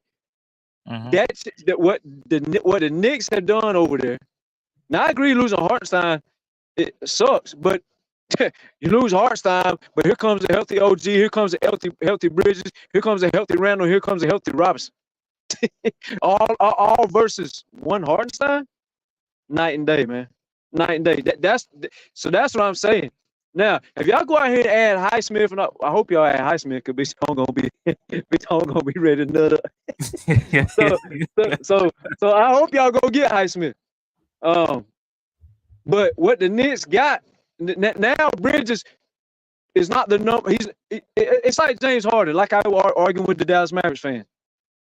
If Kawhi's healthy, James Harden and Paul George don't draw Derrick Jones Jr. and PJ, right? They draw somebody else because Kawhi drawed them, right? So now it's like, well, he couldn't do that versus Kawhi wasn't on the court to draw the defenders over there. Now Brunson had Bridges to draw defenders. OG's back. Randall's back. There's too many people that's got to draw all the 76ers. The 76ers are going to have decent defenders. But those defenders, Andre, you know damn good and well those defenders not fucking with OG, Bridges, and Hart. You know that. Now, I mean, this last time I'll let you go a little bit. Okay. Embiid gonna score. There's no doubt about that. But they still got a Robinson, a Randall, and who's that other guy? I wanted the Clippers to get him for their bench. Is it Patua? How you say his name? Precious Achiuwa. Yeah. So they still got. He's a free agent. Yeah. So if he's a free agent, he leaves. They lose him and they lose Hartenstein. Mm-hmm. But you bring in and they lost Alec Burks. Yeah. Well, they didn't use him. They used him a little bit here and there, but they didn't use him like a lot. Mm-hmm. So, but the thing is, I let all them go to put Bridges, Randall, and Robinson back on the court because I elevated. You see what I'm saying? And Bridges is going. Who's going to guard Bridges? Because what y'all going to do? You going to take Paul George and put him on what? You putting him on Bridges? Yeah, bro. Why are you trying to make it seem like? Why are you trying to make it seem like PG's a terrible defender? And once again, when OG, the guy he was guarding when we played them last year, guess what? He's not on the team anymore. Tobias Harris is not on this team anymore. And we've seen OG get taken advantage of multiple times. I saw Maxey go at him. Maxey averaged 29 points against the Knicks. When we played against them, when he was on the Toronto Raptors in 2022, I saw Tobias Harris take his lunch money. I saw James Harden take his lunch money. And I saw Tyrese Maxey in the second season take his lunch money as well. So you making it seem like OG is just this lockdown defender. Like, name me one person he locked up in the playoffs. I'll wait. OG's locked up every fucking body. What you talking about? In the playoffs? Andre, I've saw Kawhi Leonard get crossed up and his fucking ankles broke by Jamal Murray before. Right. That is small. That is small sample sizes. Yeah, that's if you go this happen. I've seen and it's talking about James Harden scoring on somebody in his young prime days. That ain't nothing to fucking be embarrassed about. That's motherfucking James Harden. Right? Thomas, come on, man. So you gonna sit here? You just said when we started this conversation that OG was an all-world defender. You can't deny that. Yeah, and now you just gonna act like you didn't say that. But Thomas, we see some of the best defenders get cooked. Let's not sit here and act like Ben Wallace never got cooked. let's not sit here and act like I Dikembe understand Mutombo that, never got but it's a cooked. 7-game series, Andre. 1 game, 2 games don't mean nothing. You got to cook. You got to cook for a whole series versus OG Anunoby. You're not going to vote well on that in that opportunity. You're not, especially when you're declining ass Paul George. He couldn't even do nothing with fucking Derrick Jones Jr. And that's another thing. I was so hell bent on defending Paul George and Westbrook for that channel over there that I was oblivious and naive to shit that I shouldn't have been. And I ain't happy about that shit. That's why I'm back on my bullshit. The Mavericks, Derrick Jones Jr. locked up Ant-Man, Paul George, and Tatum. And Brown. Every time he got on somebody, he was holding his fucking own. Right? I got a copy and paste of shit. He guarded Paul George 110 times, 171 possessions. That motherfucker had 10 buckets. 10. Now, that's not the point. The motherfucker had 10 motherfucking buckets out of 171 possessions that Derrick Jones was assigned to him. 10. That is fucking awful. I don't care how you spend it. I don't care if you're playing out of position. And see, this is some of the shit I didn't say over there, Andre. So you hear me say it now. So try to understand why I'm saying it now. I wasn't saying it then. Because that's a Paul George and Westbrook channel. Fuck that shit. Paul George got locked the fuck up. He got humiliated. He got embarrassed. And Derrick Jones was the one doing it the fucking most. And I was over there defending. It was a team effort, bro. Everything's a team effort. Fuck, Kawhi Leonard's the best defender on the court, but his team helps him. That don't mean nothing. The bottom line is that's what this man did. Just like Pascal Siakam was guarding Giannis, right? Okay, well, everybody want to say it was all a team effort when Kawhi got on Giannis. Okay, why didn't y'all say that shit when Pascal was on Giannis with that same team effort and Giannis was still putting up 40 balls with that same team effort? That shit don't mean nothing. You either own him or you off. That's why I say Pascal Siakam is an overrated defender, because when he was guarding Giannis those first 2 games, Giannis was smoking him off the dribble multiple times. But Thomas, you said he was, Andre, but you got to remember Pascal was younger and skinnier. It's a different year that year. We going into 2024, 25, and we're talking about 2019 to 20. If you can't, that's like you want me to give Embiid slack, right? Well, Embiid ain't playing. Okay, let's go back to that same 2019 year. Embiid got locked up and embarrassed by Marc Gasol. But that don't matter. That's old. So I'm with you. Right, I'm with you. But all I'm telling you is you can't go back in history. It's the same shit I told the Mavericks fan. You can't make fun of what Harden and Paul George did. But Thomas, I can use that same argument against you, because you calling Paul George a playoff choker, you calling him old, but you can't use what happened last year to kind of judge him this year. So I can use that same. Argument. That's 2 months ago, though, Andre. That's a whole fucking different conversation in 5 years, brother. I said Thomas. It was still last season. I said BJ. The season just ended, Andre. That is recent. What you referred to about Bridges was motherfucking back when Chris Paul was over there. That's not a fair take. And I'm not saying, but that's why I'm not beating up Embiid, because if I really wanted to take your medicine and feed it to you and say, well, OG got cooked this game, that's true. He's still the top 3 defender in the league. Everybody gets cooked some fucking times, but everybody gets locked up sometimes too, right? So Embiid got locked up in 2019, worse than what fucking Derrick Jones Jr. just did to Paul George. But that's 2019. I'm not gonna hold that over your man's head. That's not. I ain't gonna let you bring up Bridges versus on Phoenix and Bridges on the Nets when the topic is right now. If you want to go back, then I'll go back with you, because Embiid was calling out sick to the coach for 2.5 weeks, saying he felt sick. Well, he didn't call out sick in game 3 when he had a good game, but he waited 2 weeks later and called out sick again. That's what I'm saying. But I'm not holding that over your head though. So but Thomas, all I'm telling you is don't do that. Let's not go back, because you're saying that Paul George got what you call it? What's the dude name? You saying he got locked up? Okay, but OG Anunoby, there were games where Tyrese Maxey was cooking him off the dribble. So I can use that same argument against you as well. I saw Embiid drop 50 points on one leg against the Knicks in game 3. So I can use that same logic. I can use the same logic against you. And the last time we saw Mikal Bridges in the playoffs, Tobias Harris was cooking him Maxey was cooking him. So he's not as great of a defender that you try to make it seem like, bro. He can get taken advantage every single time. No, you're not getting taken advantage of when you have help around you. Bridges and on the Nets, Bro, Bridges had help there's around. nobody on the Nets fucking team over there that's going to help Bridges like a motherfucking Hart and motherfucking DiVincenzo and motherfucking OG. That's a whole different level of help. Wait, Thomas, let me ask you a question. Is Dorian Finney-Smith a good defender? He's okay, but he ain't no fuck. You just use your own words. Thomas 6'7", Thomas 6'7", athletic, can move on his feet laterally, move side to side, and keep his. Then why did the Mavericks let him go and the defense look better then? Wait, say it again. Why did the Mavericks let him go and the defense look better? And that same Dorian Smith, Nah, Thomas, you're not gonna do that, bro. Nah, Thomas. After they traded him, their defense looked worse and they missed the playoffs, bro. Cut it out, bro. You capping right now, bro. Until they traded for that's my whole point, though. PJ Washington. That's my whole point. Why, if he was that good, why would they let him go?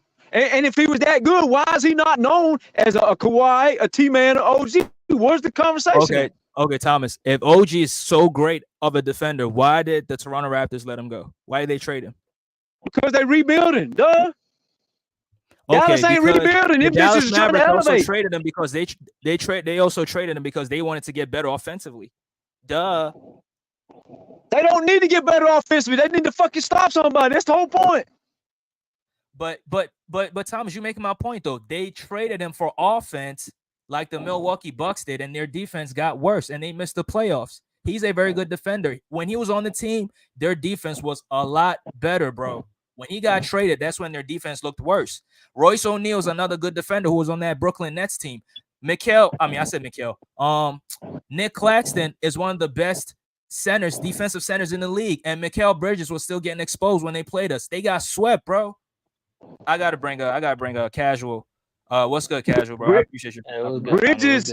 But Bridges is not guarding the number one player no more. That's the point. Okay, Thomas, who's on guard? You can't. It's the same shit I told the Dallas Mavericks fan. You can't talk about James Harden in Houston when Kawhi and Paul George is going to be on the court first. Because over there in Houston, he draws the number one assignment. And same with Bridges. Bridges over there draws the best player every night, and he has to go score 30 every night for them to even stand a chance. That's not a fair opportunity. That's not true, bro. And so now he comes over here where Josh Hart is going to take on Maxey. OG's going to take on Paul George. Bridges is going to guard who? Or nobody. So his defense is going to look way better. So the best defender on the Knicks is going to guard the third option on the Sixers? That's what you're telling me? Because of size, yes. Maxey's low to the ground, so Hart's going to take that assignment because he's low to the ground. Maxey was cooking Josh Hart last year. OG is bigger. Bro, Maxey was cooking Josh Hart. Maxey had some games, but the overall... Bro, he averaged 29 in the series, bro. I understand that, but he couldn't fucking score when you needed a bucket. And you know why? Thomas, he only had one bad game, and that was game 6, where he scored 16 points. He had the one good closing game. But when y'all needed buckets, you couldn't get your shit off. Why? There's a reason for that. That's not true, bro. We couldn't score because Embiid was not on the floor. Every time Embiid went off the floor, that's when the Knicks went on their run, bro. You're capping. I understand that, but that's the Knicks. Then you're talking about Robinson back, Randall back, Bridges back, and OG healthier. That's what we're talking about. You can't talk about motherfuckers, a team that half the team wasn't there. But did fucking Bojan leave too? The whole fucking team was out. You can't talk about that. Thomas, we're not doing that. When they played against us, OG wasn't hurt, Josh Hart wasn't hurt, Jalen Brunson wasn't hurt. The only two guys that was hurt was Julius Randle and Bojan Bogdanovic. That's it. Name one another player. Robinson been out for a long time. That's three players. That's three. Yeah, and Robinson as well. My fault. That's all I'm saying. You can't compare. If you're going to try to make a point, you got to make a point with everybody's on the court. The 2024-25 Knicks is just like the 2024-25 Clippers. It's a whole new roster. The Clippers went all defense with an all defensive guru they brought in on the team. right? question, This defense this year is going to be a whole different conversation than me talking about, well, what happened last year? It was a whole fucking different team. You can't do that. Nah, Thomas, it's the same team. They only added Mikal Bridges and they lost Isaiah Hartenstein, bro. Cut it out. Mikal Bridges. No, sir. Mikal Bridges. Isaiah Hartenstein loss is big. Wait, Thomas, let me let Casual get in. No. Okay, that's cool. But don't just act like Hartenstein's gone. Robinson's back, Randall's back, Bojan was out, and now you added Bridges. That's 4 fucking names, man. But go ahead, let him go. Yeah, go ahead, Casual. What's good? I was just saying the Hartenstein loss is bigger than right. That's something that Thomas really want to talk about. Loss.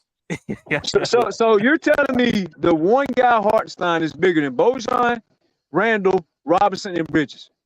But Bojan's not on the team anymore. Bojan wasn't that big. But you referenced that roster though. That's what I'm saying. People were out. Thomas, our injuries don't matter. Robert Covington not on the floor. Your injuries matter, but your players not playing the significant of those. Come on, Thomas. Right, matter of fact, y'all didn't even use Rocco most of the fucking time when he was healthy. Because he was hurt. He only played 2 games in 2024, bro. When he was on the floor, he was playing. When we played the Boston Celtics, he was guarding Tatum, and Tatum got frustrated and he got ejected. He was helping us. We was playing him, but he got hurt. Okay. Well, isn't okay? And if y'all want to go that route, isn't Batum and Rocco free agents? Ain't they gone? Nah, Batum's going, but Rocco's not going because we can't. Is Rocco a free agent? Yeah, he's a free agent. Yeah. Okay. So my point is.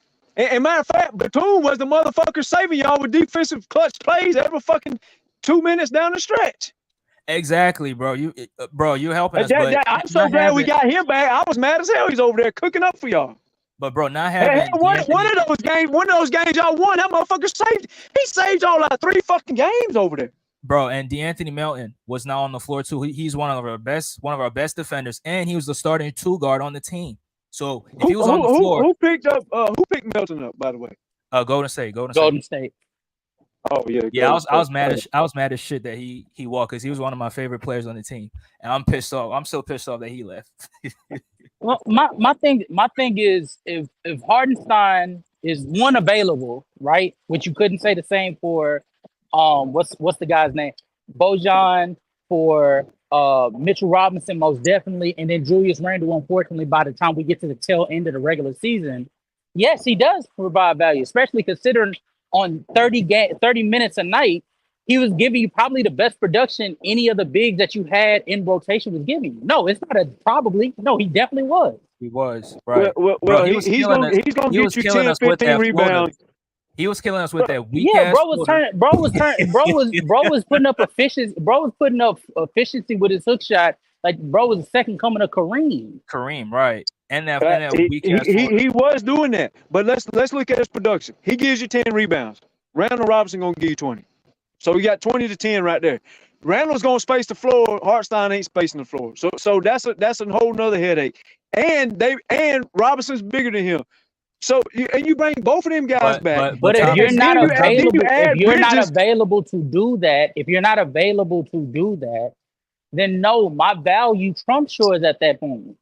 Now he's saying okay, we use that same logic then for fucking Melton, Rocco, and all them other people y'all speaking on then. That's all I'm saying. Say the same shit on both sides then. Nah, but Thomas, I mean, you said PG's a playoff dropper. He's a playoff choker. I could use that same logic for Julius Randle. He's also a playoff dropper, and you saw it. And I don't want you to cap because when they played against your team, the Atlanta Hawks, you saw that his play completely plummeted from the regular season to the playoffs. He was an all-star, all-NBA caliber player, and he won most improved player and went into the playoffs, and he completely choked. Now, I don't want to say choke, but he didn't perform to the same standard. No. You say choke because a motherfucker choke, they fucking choke. Point blank period. There ain't no sugarcoating this shit no more. He fucking choke. I don't like saying choke, bro. But well, it so fucking is what it is. If you wreck your car, it's a fucking wreck. It ain't a fucking incident. Bitch, you wreck. Point blank. Right? And this the thing. This the thing though. Again, Randall, bro, OG Anunoby and Bridges can go out here if you dare even think about leaving them bitches open. Both of them motherfuckers can hang multiple 30 balls. Yes, it matters because Randall is not drawing. He again go back, use the James Harden situation in Houston with the Dallas Mavericks fan was trying to. They're not talking with logic. James Harden in Houston draws a prime time, 2 or 3 assignments, all eyes on him defense, right? Randall is not getting that no more. Yeah, if you can't focus on Randall no more because you got Bridges and OG Anunoby, who is more than capable of hanging 30 balls. OG has had multiple hanging 30 balls. 30, bro. OG ain't dropping no 30, bro. Cut it out. So you want to go back through OG's playoff performances and say he's never hung no fucking 28s, no 29s, no 27s, no 30s. He never dropped 30. That's all the fucking same. Hey, if you really want a penny pinch, if you really want to do that, then you're getting desperate. The man has multiple games where he's hung. He just did it this year. The motherfucker just had like 26 or 28 in a fucking big time game. And I just said hanging 30 balls. I just said hanging 30 balls is crazy. That's all. I'm not saying that they're not capable of doing so. They are capable. 26, 28, 29, 27, 32. It's all the fucking same. It's a fucking. If I say MB hung a 30 ball, but he only scored 28. Man, that's fucking 30, man. Like don't be so. No, that's not. Nah, yeah. bro. Okay, well, if that's the case, then we need to go back. It's damn near. Man, come on, man.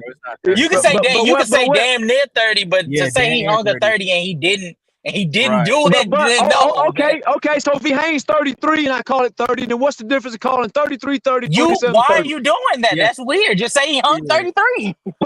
Because I don't remember the exact points, but the point is he was up there at 30. That's what I'm getting at. Yeah, in the range of 30. Don't be so technical. It's the wording. You gotta get the wording right. Fuck that. 33, 35, 31, 27, 28, man, 30. It's all around 30. That's how I look at this shit, right? The bottom line is you're so desperate to say he can't get a 30 ball when he was just sitting on 28. You realize all that is fucking 2 free throws at the end of the game? Like, it ain't that serious. The point is these motherfuckers can hang 30 balls from all corners. Randall can do it. OG can do it. Bridges can do it. Brunson can do it. Hart can do it. And I don't think Robinson can. I don't know his best game ever, but I'm sure he can get you fucking 20 and 14. All I'm saying is they got muscles coming at you.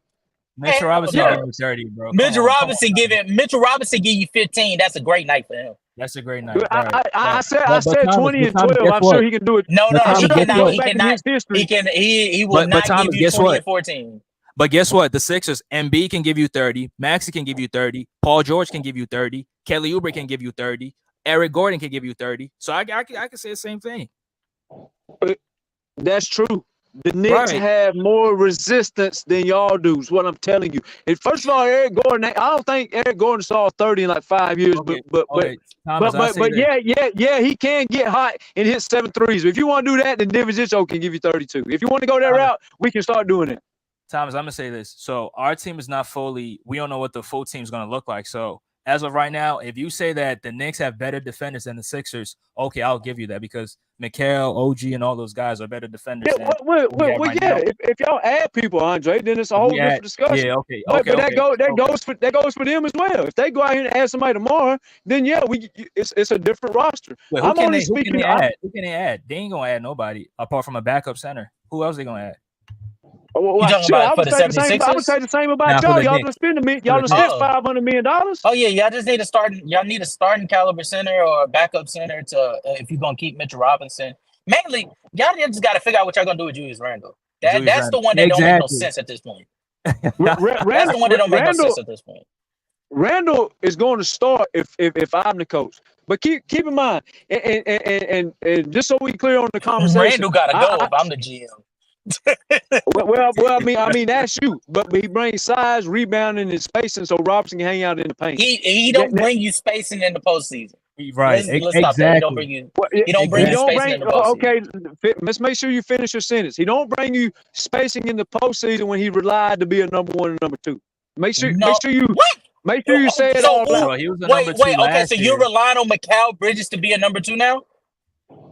You're relying on firepower from all angles. Is what I'm telling you. If you look at the 76ers He's roster, second option though. if you look, It's still a but they second all option. they all a Right. fucking second option.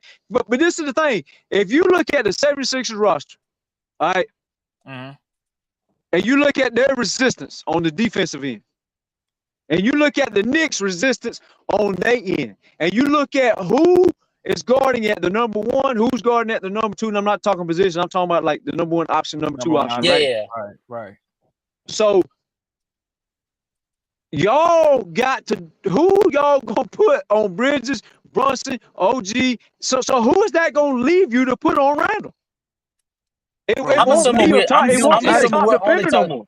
I'm We don't have assuming to we're guard only Ron- talking about Oh, one go team, ahead. right? Because this is a question. I'm assuming we're only talking about one team, correct? One team, yeah. Is The it- Sixers versus Knicks. The Sixers. Okay, got you. Yeah. Okay, I this still, makes more still sense. got y'all. I still got y'all battling for the 3 seed. I'm not here to disrespect You're the you, second and I'm seed. not. Nah, I'm we not not a doing Knicks that. fan. I'm from Atlanta, so I want the Hawks to beat everybody. But obviously, I know they ain't. I ain't a homer.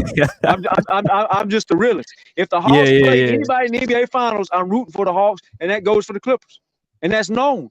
But I'm also a realist. The Hawks we got shit to work on. But we on here to talk about the 76ers, and I saw the conversation was about, playoff teams and who might be better. So I stuck to the topic. I didn't get on here to talk about my team, right? So if you ask me who my team is, I'd gladly tell you, but that's not the topic. My favorite player is Kawhi. So I pay attention to his team where he goes outside of the Hawks. The Hawks, I just know we got so much to work on. It's really nothing for me to even entertain at this point, right? I think we did good drafting. I think we're trying to add defenders. I think we headed in a different direction than we was. But the Hawks ain't ready for this conversation. The 76ers are ready for this conversation. To be quite honest with you, I think although the wing depth that the Knicks have doubled down on is like fantastic, Right. I think when it comes to the 76ers, I'm just, especially with them not having Hartenstein there anymore, I think I rely on the team that can get the most efficient buckets on in a series. And I think having Joel Embiid being how fantastic of a player he is, especially looking at that series and how it looks like under Nick Nurse, he's become more calm when the double teams are coming. Mm-hmm. Not a fantastic playmaker. Who is this guy talking, Andre? Joel Embiid. Yeah, Embiid definitely got better. Yeah, I think. No, who's the YouTube account talking? What's his name? Yeah, casual. So first of all, I can listen to Casual because he made that shit up front that he leans into offense. He believes in bucket getting. Oh, see, I can listen to a motherfucker who tells me their motive. They tell me what they believe in, and they stick with that.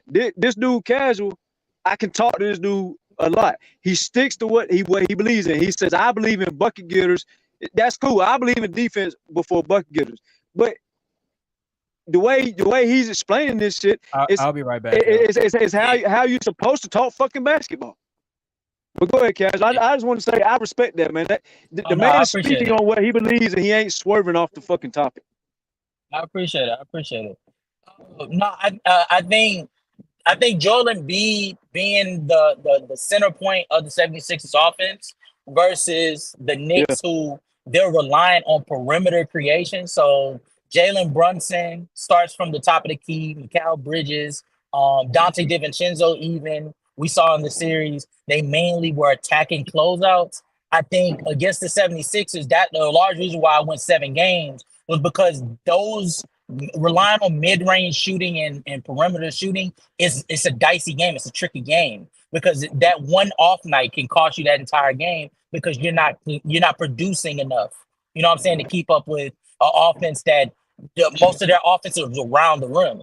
And so I think even with them those wing additions, I'm looking at the 76ers and Paul George being that added perimeter threat only opens the floodgates for Joel Embiid to attack the rim in the post. And especially with them not having Hartenstein there, that's another rim protector that they're without.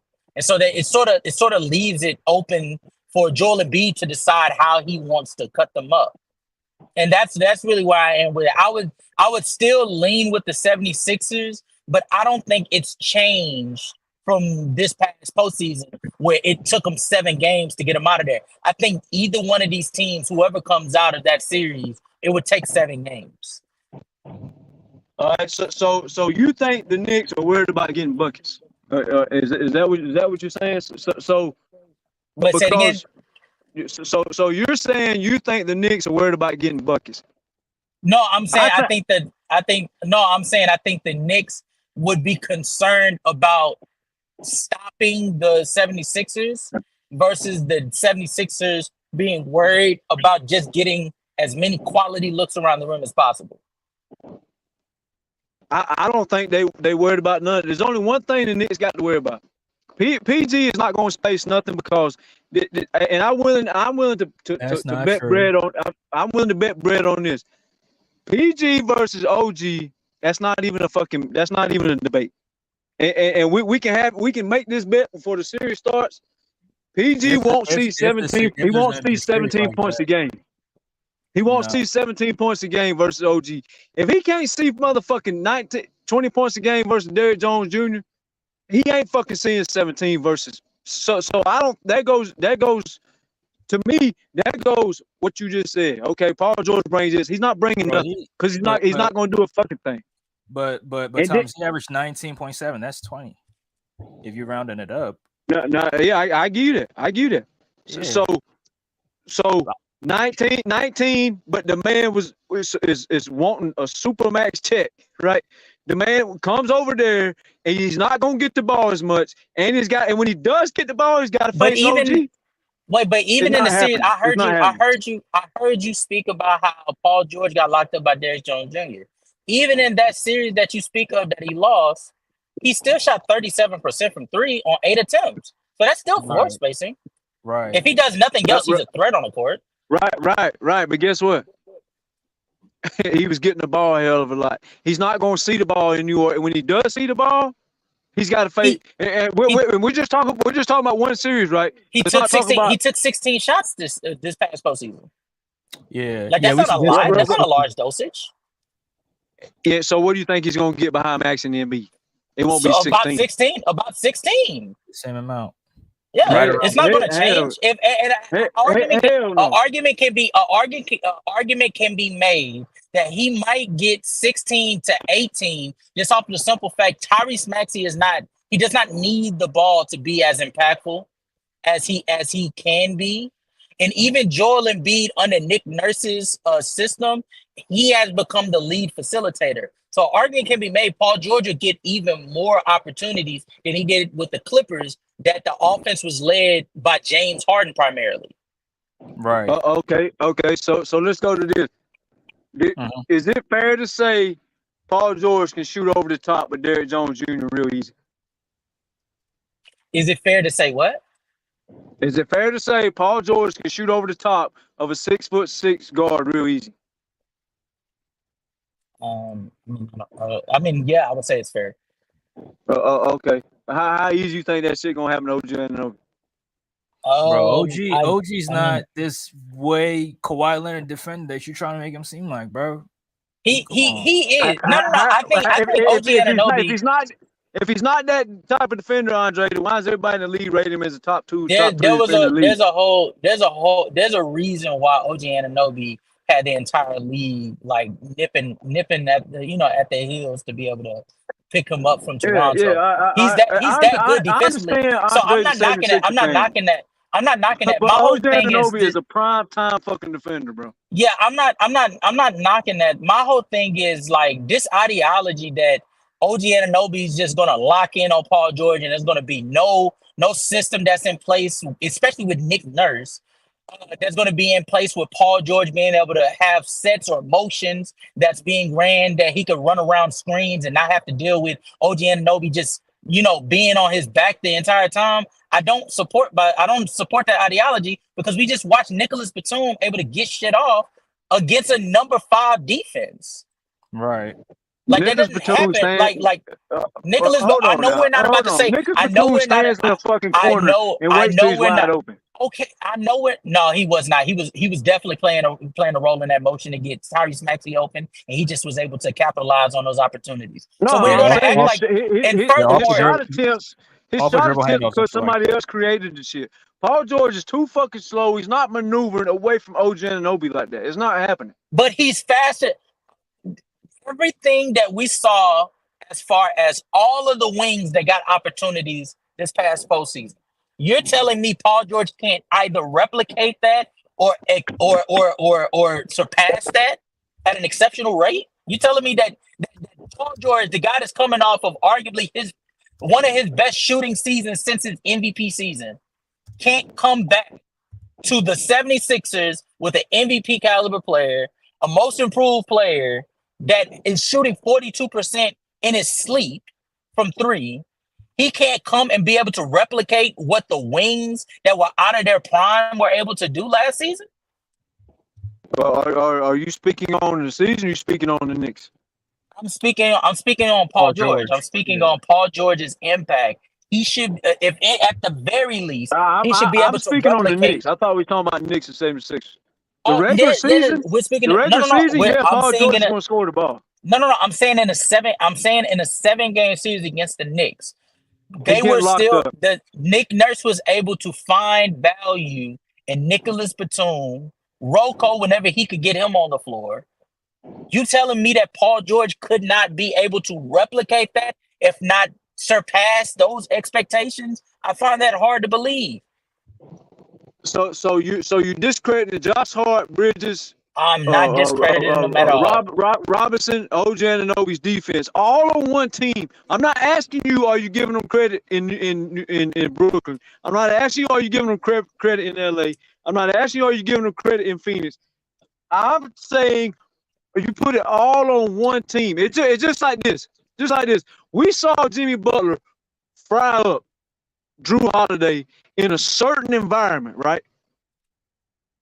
You see what Boston offers. However, are you going to sit there and say Drew Holiday on Boston's team is getting fried up just the same as he was on Brooklyn's team, not Brooklyn, on the Bucks team, who wasn't playing no fucking defense? Middleton looked like a shell of his fucking self. Brook Lopez was getting made fun of and abused. Are you saying Drew Holiday in Milwaukee is the same type of defender that you just saw this dude be on Boston's team? Before we carry on with this conversation, I'm gonna let you know I am a Bucks fan through and through. So everything I'm about to tell you right now is factual, and I can back it up with evidence if you would like so. Everything you just said about Drew Holiday being fired up on the Bucks, on the Celtics, he was equally as impactful, if not more, on the Bucks, because he didn't have a Jason Tatum, a Jaylen Brown, a Derek White to be able to cover his hide on the perimeter. He also didn't have a Kristaps Porzingis sitting there. He had Brook Lopez, who was there every once in a while because he was dealing with back injuries. Giannis started dealing with his knee injuries after they won championships. No, he was still fired up because you know how I know he was still fired up? We still had the best defense in the entire NBA. We just had a shitty ass offense. So if you want to say that he wasn't fired up on the offensive end because we didn't involve him much in the same way he is in the Celtics uniform, I'm not mad at that, even though I would say we didn't have the talent to be able to put him in that position. But defensively, no. Drew Holiday was just, if not more, impactful in a Bucks uniform. Well, first of all, Giannis has been demoted off several people that he couldn't guard. That's first thing. So his defense is overhyped over there. That's why y'all fired Budenholzer, because he didn't want the motherfucker getting lit up. He took him off of certain people and he got pissed off and he never put him on him in the first place. Well, there's a reason for that. But listen, so Derek White, who's y'all? So let's go player for player over there. All right, Giannis. Giannis got demoted off of Kevin Durant. Giannis is the best player out of both of these teams. So we can get him out of here. Accounting offense as well. We speaking on defense. Accounting offense where he was putting forth, I think it was his second best efficiency at the rim of his career. Yeah, He was fighting history. we're agreeing on Yes. on the overall player. Well, I'm Yeah. talking about defense. I'm talking about defense. Yes. So let's go player for player. Lopez is slower than Porzingis. He can't keep up with Porzingis on he's the the perimeter. best rim protector out of it. He's the best rim protector out of all of them. Oh, yeah, but that's only part of the defense, right? So Horford also Agreed. is a better perimeter defender than Brook Lopez. Y'all played Brook Lopez off the fucking court. Y'all took him off the court because he was getting annihilated, right? And you know, matter of fact, he was getting killed by all them same plays y'all just was talking about, them fucking floaters. Yes, he did. Y'all took Lopez off the court a lot of times and played Bobby Portis because Lopez was getting fried up. So when was this? When was this? Wait, what playoff series? When was this? What postseason you thinking of? Yeah. Are you talking about the year we lost to Miami? I can't tell you the year. I just tell you he was brought off the fucking court. If you're talking about Miami, no, Bobby Portis couldn't have possibly played because he was dealing with injuries as well. Right. So no, Brook Lopez was there. Brook Lopez was there for the Miami Heat. And even furthermore, he wasn't getting killed. He wasn't getting killed by floaters. What happened was Jimmy Butler was smoking Drew Holiday's pack. That's what happened. No, not to Drew Holiday. No, not to Drew Holiday. That was my point. Actually, Jimmy Butler that's not going to smoke up. Actually, you mentioning that just gave me a eureka because I just realized that's why Mike Budenholzer got fired. Well, not realized, but I just remembered that's why Mike Budenholzer got fired. It wasn't because of any of these reasons that you're pointing out. The reason he got fired was because he decided because he would put Giannis on Jimmy Butler and pissed Giannis off. Giannis had him fired. No. He got fired because he left Drew Holiday on an island with Jimmy Butler and didn't send no double teams. That's what I just said. Giannis wanted to guard Butler. That's what I just said. He didn't set any zones. He left Drew Holiday to die. It ain't about putting Giannis on Jimmy Butler. It's about scheming for a player in a way that involves your team. No, sir. Giannis and Budenholzer was arguing with each other because Giannis wanted to guard Butler. There was reports on that, and he got fired fucking soon as the series over because of that. Because he didn't involve any defensive scheme for Jimmy Butler. It was not about him because Giannis wanted to guard Butler. Giannis can't want to. Just because you want to guard somebody doesn't. But that's your opinion, Casual. We're going in circles. Let Casual get it off. No, you're not going in circles. The straight line point is no. We're going in circles because he got fired. Your opinion, Casual, is not what happened. Giannis wanted to guard Butler. It was publicly known. He said the shit out loud in front of everybody. He didn't get his way, and he fired him. Now you're adding icing on the cake by giving your opinion over here, and I'm not saying you're wrong. All I'm saying is the straight reason he got fired is because Giannis was pissed off because he couldn't guard Butler, which was Budenholzer's decision. Now, did he do all this other stuff that Kaz was saying? I'm not arguing that. But the main reason the man got fired is because he went against Giannis. That's the main reason. Now, No. But the weird part about all of this, just because what you're saying is factual, and I'm not fighting what you're saying, Giannis definitely did want to take on Jimmy Butler as an assignment, and Mike Budenholzer was not budging on his defensive plan. I'm not fighting that, but you're using that to say, well, he wanted this. Mike Budenholzer didn't give it to him. He got fired, so he had to get fired for that. No, he got fired because what he did, as far as not properly scheming for the star player on the opposing team, that is something that he has done. That is your opinion, Casual. Giannis wasn't pissed off about what you observed. That's not an opinion. That is a fact. If you go through the line of every series since he has been in head coaching primacy of the Milwaukee Bucks from 2019 onwards, he has had this problem of not making adjustments mid-game based upon what the opposing team is doing. When Kawhi Leonard was able to get his shit off for Toronto, Mike Budenholzer didn't make any adjustments. He continued to leave Chris Middleton on the island to have to run through off-ball screens. When we lost to Miami in 2020, he refused to make adjustments, and Jimmy Butler was able to get his shit off and have one of his best postseason, one of his best series that he has to date. In In 2021, we would have lost to Brooklyn. We would have lost These to are nothing Brooklyn, to do and with what Brooklyn did Giannis not was get pissed hurt. off about. These are let him get it these- off, and then I'm gonna These are this is not an opinion. Well, I won't say this is an opinion. There is slight opinion. Your scouting report. No, Giannis wait, wasn't pissed off about none of that. Okay. There's slight opinion, but it's based upon fact. Much like your opinion about Mike Budenholzer getting fired because of reports that you read that actually those things happen. That is the same way that I'm doing this. Came out of Giannis's mouth. That's how we're going in circles. Giannis never said Mike Budenholzer got fired. Yes, he did. He fucking said on the press conference. He never said that. Then show me the press conference and I'll stop. Show me the press conference where he said that Mike Budenholzer got fired. So I have that press conference sitting in my backpack, sitting on my back, right? Please post it. Please post it. How am I going to post that when I'm on the panel with you on the phone? Okay, and so again, we're going in circles. We're going in circles. Your scouting report of Budenholzer's history has nothing to do with Giannis being pissed off because he couldn't guard Butler. That has nothing to do with this conversation in the grand scheme of things, though. Yeah, I'm gonna say this real quick. But because the conversation was going about Drew Holiday having Boston's defense opposed to the Bucks defense, and I said let's go player for player, and we still haven't got there yet. There's no player on that team because Middleton was taking a step back. He wasn't the same player, so Middleton couldn't see Brown, he couldn't see Tatum, and he couldn't see Derek White defensively. Now that's one player out of there. Lopez was whether y'all like it or not. The announcers when he was talking about this shit in the middle of the game about taking Lopez off of the fucking court because they was targeting dude.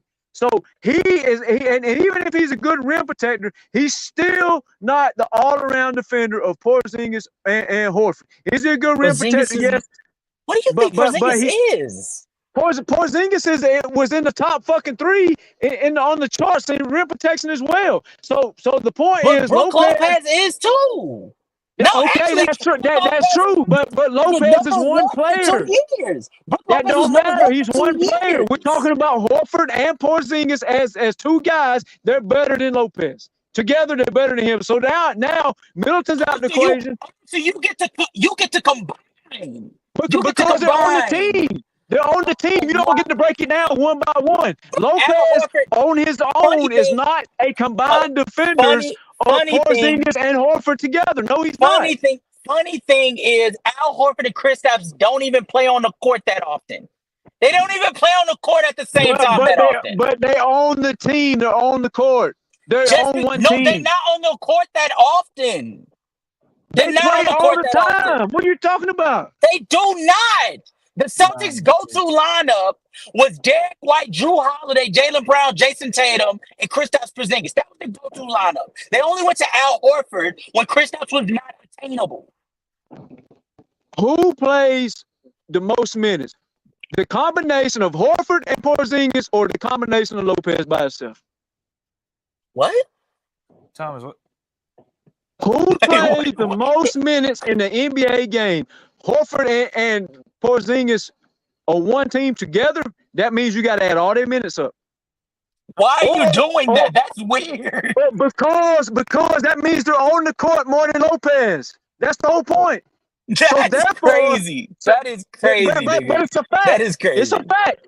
You take both of their playing minutes. You combining both of their minutes just because they're on the same team is weird. Because by that logic, that's the whole point.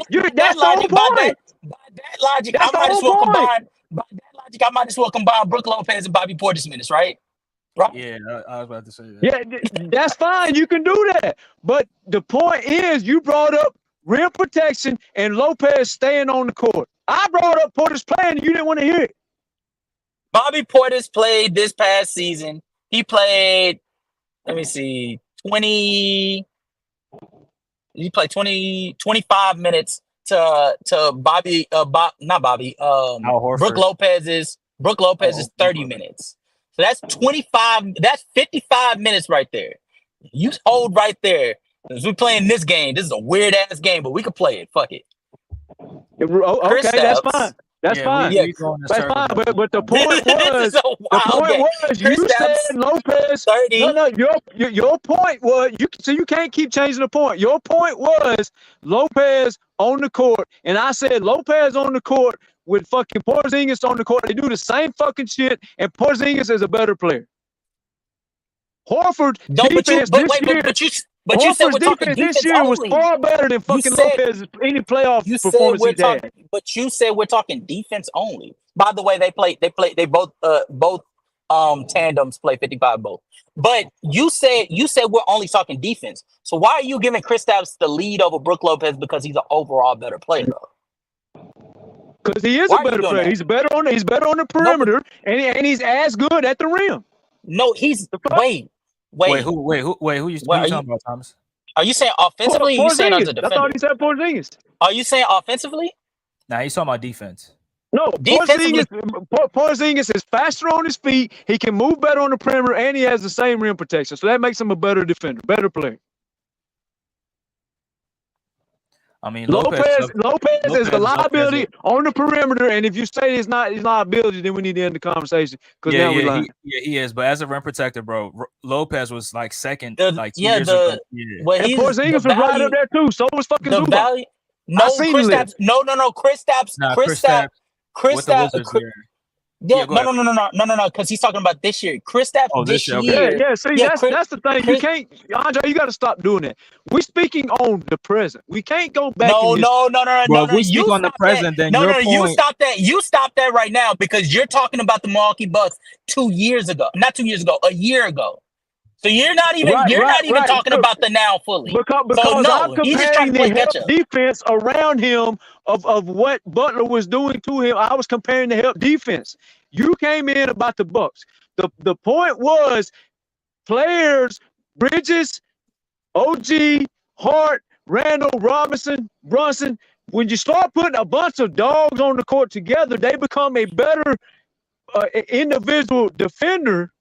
Because of the people around him. That's my whole point. The Bucks had a good defense. But to say that Derek White alone, who's the Bucks guard other than Drew Holiday? Who's the Bucks guard, like defensively? Yeah. I keep trying to make this point and go through the lineups, right? Porzingis is a better overall defender than Lopez. Are we talking about like defensively on the perimeter solely, or are we saying like overall? Because defensively, defense period. So who's the other guard? Drew Holiday and who started the other guard? It was the starting lineup. The starting lineup was Drew Holiday, Chris Middleton, Pat Connaughton, Giannis. It's up there, Pat Connaughton. All right. So Porzingis is a better overall defender than Lopez, so that's a check mark. He's not a better overall defender though. That's the part. I keep trying to explain this to you. Just because you keep going on, so I keep losing track. The problem with Kristaps, I agree, Kristaps is much more mobile on his feet, but he does not have the discipline. Right no.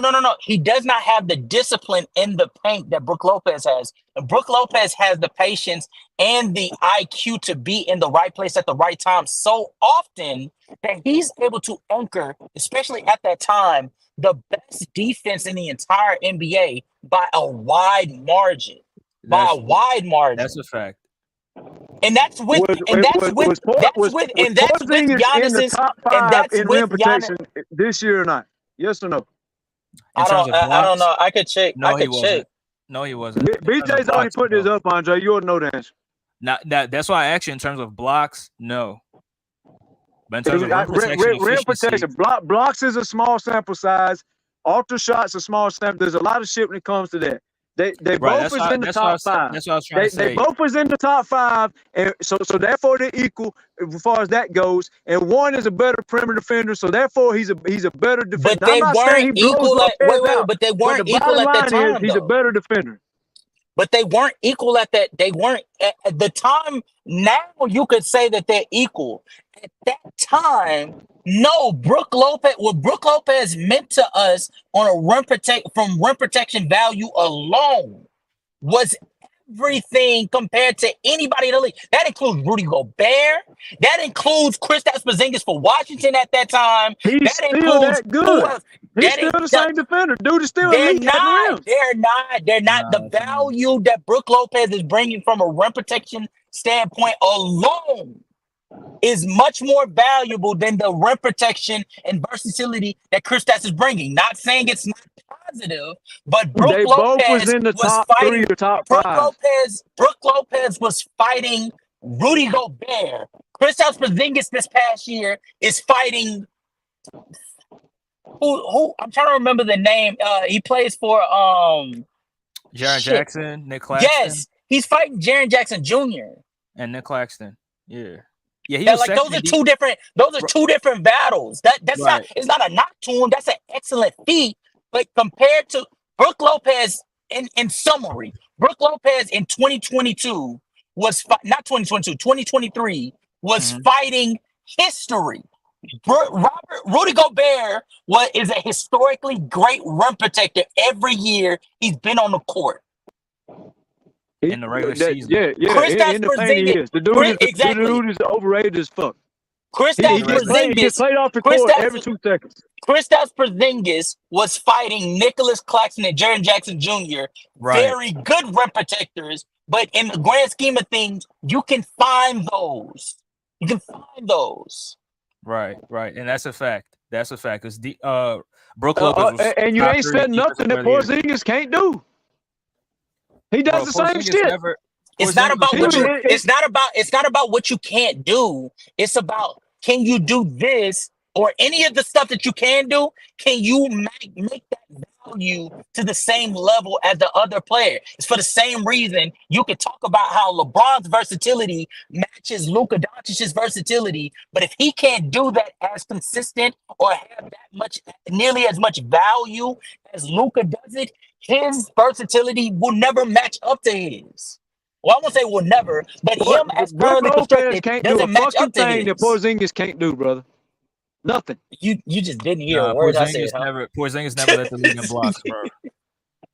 But Porzingis play, he be outside a lot more too, though. It's just about what you're asked to do. Lopez is asked to do a fucking thing, but stand in the paint. Lopez comes out on the perimeter, he gets cooked up, so the coach says, stop going out there getting cooked up, sit your ass in the paint, let's play drop coverage. Porzingis will go out there and make a full-blown fucking switch and block fucking jump shots. Then he will also protect the fucking rim as the same. So therefore, he does more on defense. So you saying Porzingis never got cooked on the perimeter when he switched out, even in the finals? Everybody gets cooked every once in a while, Andre. Don't mean nothing. Lopez gets cooked more. But with the stat that you brought up with Paul George, but anyway, let's go through this whole lineup. So Wait. I just want to correct you on one thing, brother. Yeah, go ahead. I'm looking through it right now. Because you were talking about how he's not top 5 in blocks, right? So his rim deterrence or whatever he was talking about. I then went to rim frequency, rim protecting frequency. Rim protection efficiency or frequency. Yes. My fault. Yeah, frequency. And Chet Holmes ahead of him this past year. Victor Wembanyama's ahead of him this past year. Isaiah Hartenstein's ahead of him. Evan Mobley's ahead of him. Walker Kessler's ahead of him. Wait, ahead of who? Ahead of Kristaps Porzingis. Jonathan Isaac was ahead of him. Joel Embiid was ahead of him. And then you get to Kristaps Porzingis. And the list, bro. Yeah. Okay. He's 21st. He's 21st. All right, let's go over the list. Don't none of them switch off and lock up guards like he does. He is going to be the fact that he's even in the top 10 and he stays outside more than any of them motherfuckers is a whole fucking that's a whole blessing in disguise, just as is right there. The dude don't sit in the fucking paint. The guys you naming are told to sit their big tall ass back here and hang out. Right? Zubac is elite rim protector. But the minute I try to say just because he can sit in the fucking paint and protect the fucking rim, while Porzingis can do that and stay outside. The fact that you can't switch on to Porzingis and pick on him, and then he can go to the rim, it makes him a more versatile defender. No But Thomas, way. this what kills that point though. If he's that versatile defender, why did Joe Mazzulla put Jason Tatum on Dallas' center? Because the same reason that I said the Ty Lue need to address Denver the same way. Put Kawhi on Joker. This not because Kawhi can't, Zubac can't stop Joker at the rim, because Zubac is big and strong. He can alter a lot of shit. Matter of fact, Joker's worst game ever was fucking cause Zubac was swatting and all over the fucking place. He didn't have a lot of blocks, but he was swatting the dude, and the dude was terrified to go up at the rim, and he kept trying to shit, and shit. He kept missing because he was fucking terrified of the rim protection.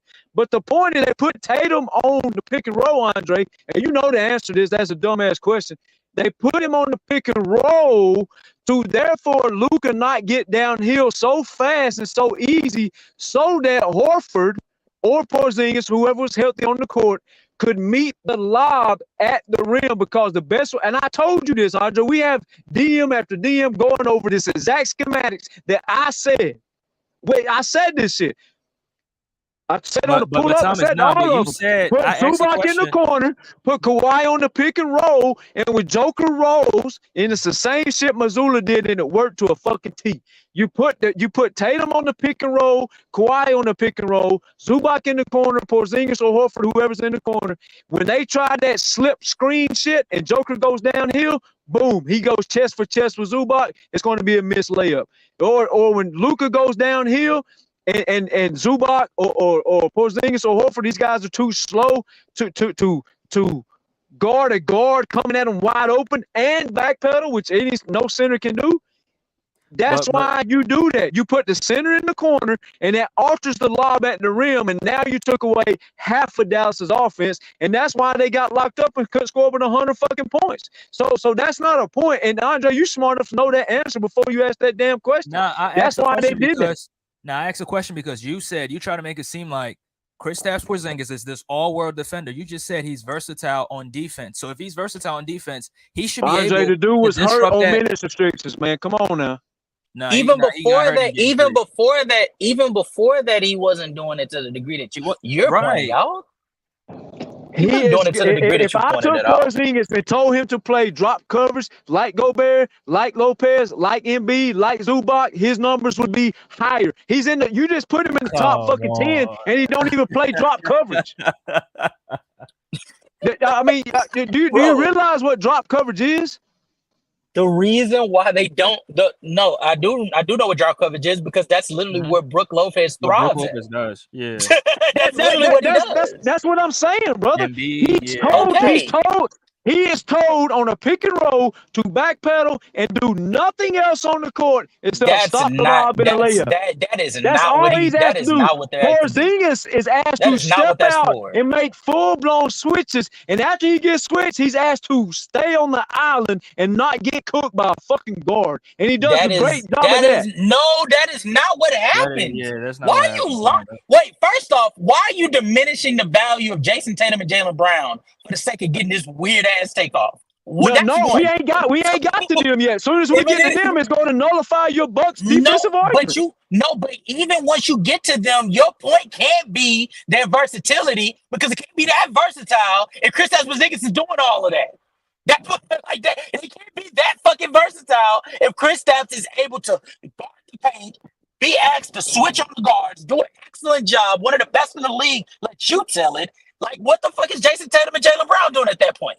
What are they doing? They are on the other side of the switch, doing their good job too.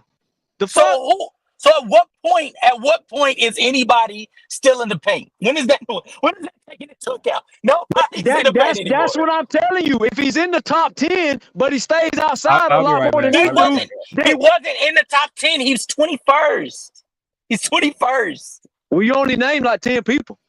I only named 10 people because some of these names, like, I don't have to go through, like, talking about Rudy Gobert, bringing up Rudy Gobert or Giannis. That's not going to be a surprise, because they mainly, like, their main value is deterrence around the rim, right? I only said the names that like those stick out. Oh, okay. Well, that's I didn't know that. I just go what you fucking said. But the bottom line, but the bottom you line good, is, brother. You but the good. bottom line is, I have a screenshot in my phone that I sent to BJ. The BJ posted over there when I was on the pull up all this damn time. That has these motherfuckers in the top 3 and 5. And just because you pull up one chart that you want to pull up, if you could more send, chart. And to sit there and act like the Porzingis is not going to protect the fucking rim at an elite level is downright blasphemy. I'm not saying he couldn't do it at an elite level. Okay. Hear me. Please hear what I'm saying. Kristaps Porzingis' rim protection is excellent, right? Like on a scale of 0 to 10, I would say he gives you an 8. That being said, though, that motherfucker gives you way more than an 8. You just saw that shit in the playoffs. No, because in the playoffs, his rim protection wasn't on full display because Jason Tatum was the one guarding the rim. Right. No, Jason Tatum guarded so Jason Tatum guarded the pick and roll. Horford and Porzingis was rotating out of the corner to stop the lob. Tatum was on the pick and roll. That's a fair point. But even still, Jason Tatum's like where his starting point was right below the rim. So a lot of the lobs that were being thrown, it was Jason Tatum deterring that. That wasn't Kristaps Porzingis. Kristaps Porzingis mainly was able to either stand put on Derrick Jones Jr. And actually, I think a few sets were ran in the early part of game 1 and 2 where Kristaps was being put into actions rather quickly, and Luka tried to take advantage of those. Right. He tried and he was failing. He was getting his ass locked up. Okay. So he couldn't have been in the rim because he was guarding Luka. I said that. That's the point. But when he is at the rim, he's motherfucking elite. So follow me. I think he's an 8. Okay, so follow me. He's above a fucking 8. You know that. He's not above an 8. I give him a 7. I'm gonna give him a 7.5. So y'all gonna say that big motherfucking monster would swat never fucking thing he possibly could swat when he played. Wasn't no minutes. The problem is he's not that disciplined around the rim. He's not that disciplined around the rim. It's even surprising that Thomas is capping like this because Thomas, you watched him play when he was on the Dallas Mavericks against the Clippers, and he wasn't doing anything that you're saying. Was he doing that on the Mavericks? I wouldn't say on the Mavericks. This dude has never been at the rim and not been elite at the rim. I think he's grown. I think he's grown from then. That's why I wouldn't mention just like I wouldn't mention again, Andre, you doing the same dumb shit. You keep trying to travel back and fucking. You might as well go all the way back to Kareem Abdul-Jabbar if you're gonna keep doing this shit. Bro, it was only 2 years. But let's get to the let's go through these 5. So let's go through these 5. Let me settle. Hold on. Let me say this real quick, Thomas. That was the last time before this year's playoffs that he was in the playoffs. That's why I keep bringing that up. That is true. Yeah, that's true. But that's long ago. People be in the weight room. People be more healthier. People be off minutes restrictions, and people again have better help around them. That's the whole point I've been making this whole time. And let's get to Casual's point. So Casual's about to make my point with what he just said a while ago. All right. Yes. Let me settle. Let me settle. And you gonna let me finish You gonna let me finish the point? You gonna let me finish the point? Yeah, let him finish. No. What point? Andre was talking. What? You just literally said that I was about to make a point. Or you think I'm about to make your point? No. I was saying about the point you already made about Jason Tatum and Jaylen Brown. I'm about to use your point. So let's go through these lineups again. Y'all keep ducking these fucking lineups. Let me settle and act like Porzingis is a 6 or 7 rim protector, but he has a better the perimeter defense. So let's call him equal to Lopez when it's not the case. He's far better than a 7 or 8 at the rim. But I'm going to settle and give y'all that. So let's call that a wash. One dude's better out here. One dude's so-called better in there by miles, which he's not. But the other dude is by miles better than him on the perimeter, and it ain't even fucking close. It's a blowout on the perimeter, and the shit close. Even if Lopez is number 1, Porzingis is fucking right there behind him. So if you took the perimeter and that rim protection, Porzingis would be the better. But let me settle and call it a wash for y'all's sake. Connaughton versus Derek White. End of the story. That year, and remember, I'm only speaking on that year because I brought up the Jimmy Butler cooking Drew. That was what I was speaking on. So I'm not going before or after that. I don't want to hear none other shit. My point is, so Chris Middleton was not the same defensive player. So I can let you go right there. Right. You good. And don't get me wrong. I like the Bucks. If Giannis is healthy, I don't think Andre. Please finish your point, because I'm about to make you see what I've been trying to tell you this entire time. But please finish. Please finish the line. All right. So Connaughton versus Derek White. It's a blowout. Yes. Middleton that year, Middleton versus Tatum or Brown, it's a blowout. It's a blowout. Yes. All right. Drew Holiday, he's on that team. He's on this team. So that's a wash. So now you wash out. I gave you the Lopez Porzingis shit, which is not a gift, but I gave you that. So Connaughton's wiped out. Middleton's wiped out. I'm up 2-1. Drew Holiday versus Drew Holiday is the same player, right? So wipe that out. Now we get down to Jason Tatum and Jaylen Brown versus whatever you got left, and that's not even close. And like Caswell said a while ago, let's not forget how great they was defensively. So now, Drew Holiday, elite. Now I give you Brown, now I give you Tatum, and I gave you Porzingis as a wash, and I gave you Derek White. So the Celtics defense versus, and I don't give a damn about regular season rankings, none of that shit, because at the end of the day, that Bucks defense was picked on over there that year. They was picked on. It was not. But carry on, please. So it was picked on. You just said they fucking was picking on Drew Holiday. So, but here's the thing. Drew Holiday on Boston's team right now, this team right now, versus that Bucks team, Jimmy Butler would not have his fucking way like he had over there. And that's the only point I was making, but that's not a knock, because I feel like, Casual, let me get on your side of the fence now. I feel like if Giannis comes back healthy and Middleton's showing that he's kind of over the injuries now, and I told Andre this earlier, I don't know if he was in the chat, I feel like y'all going to be the number 3 seed behind Boston and the Knicks at 1 and 2. I feel like y'all the 3 seed, and 76ers are going to be fighting for the 4, 5, and 6 with the Pacers and the Cavaliers. We need wing that. As it stands right now, Philly is the better team. We need wing that. But that I don't want to get away from what we're talking about. So hold on, Philly. Hold on, wait a minute. I want to make this point before we get to that point. I need to explain to you exactly what you just pointed out, because you know what, Andre, I was literally listening the whole time. I'm like, bro, this ain't the case. I'm trying to talk to him about Brook Lopez, but it just dawned upon me. I want you to say Kristaps the better defender.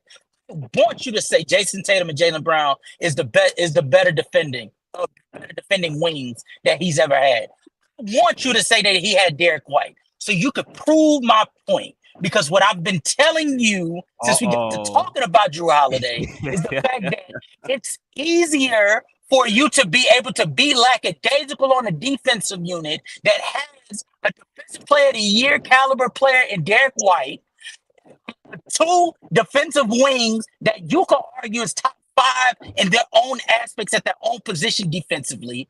I mean, Kristaps Porzingis and Al Horford being your back line, it's much easier for you to be able to take games off. If you go to that Dallas series, you saw Drew Holiday was able to be the best defender in one game. The next game, he could take a game off because Derek White had him. The next game, Jaylen Brown picking Luka Doncic left and right. The next game, Jason Tatum is making timely stops around the rim, making sure that Derek Lively and Daniel Gafford are getting shit off around the rim. Next game, Kristaps Porzingis is blocking Kyrie's shot in the mid-range. So I want you to say that he had a better unit, because you're proving my point. On the Milwaukee Bucks, he couldn't afford to do that.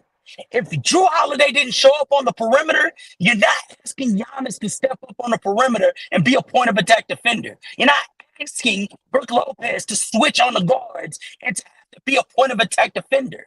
No, Drew Holiday had to be that and more sometimes. So you proved my point. Yeah, that's a strong point that he just made.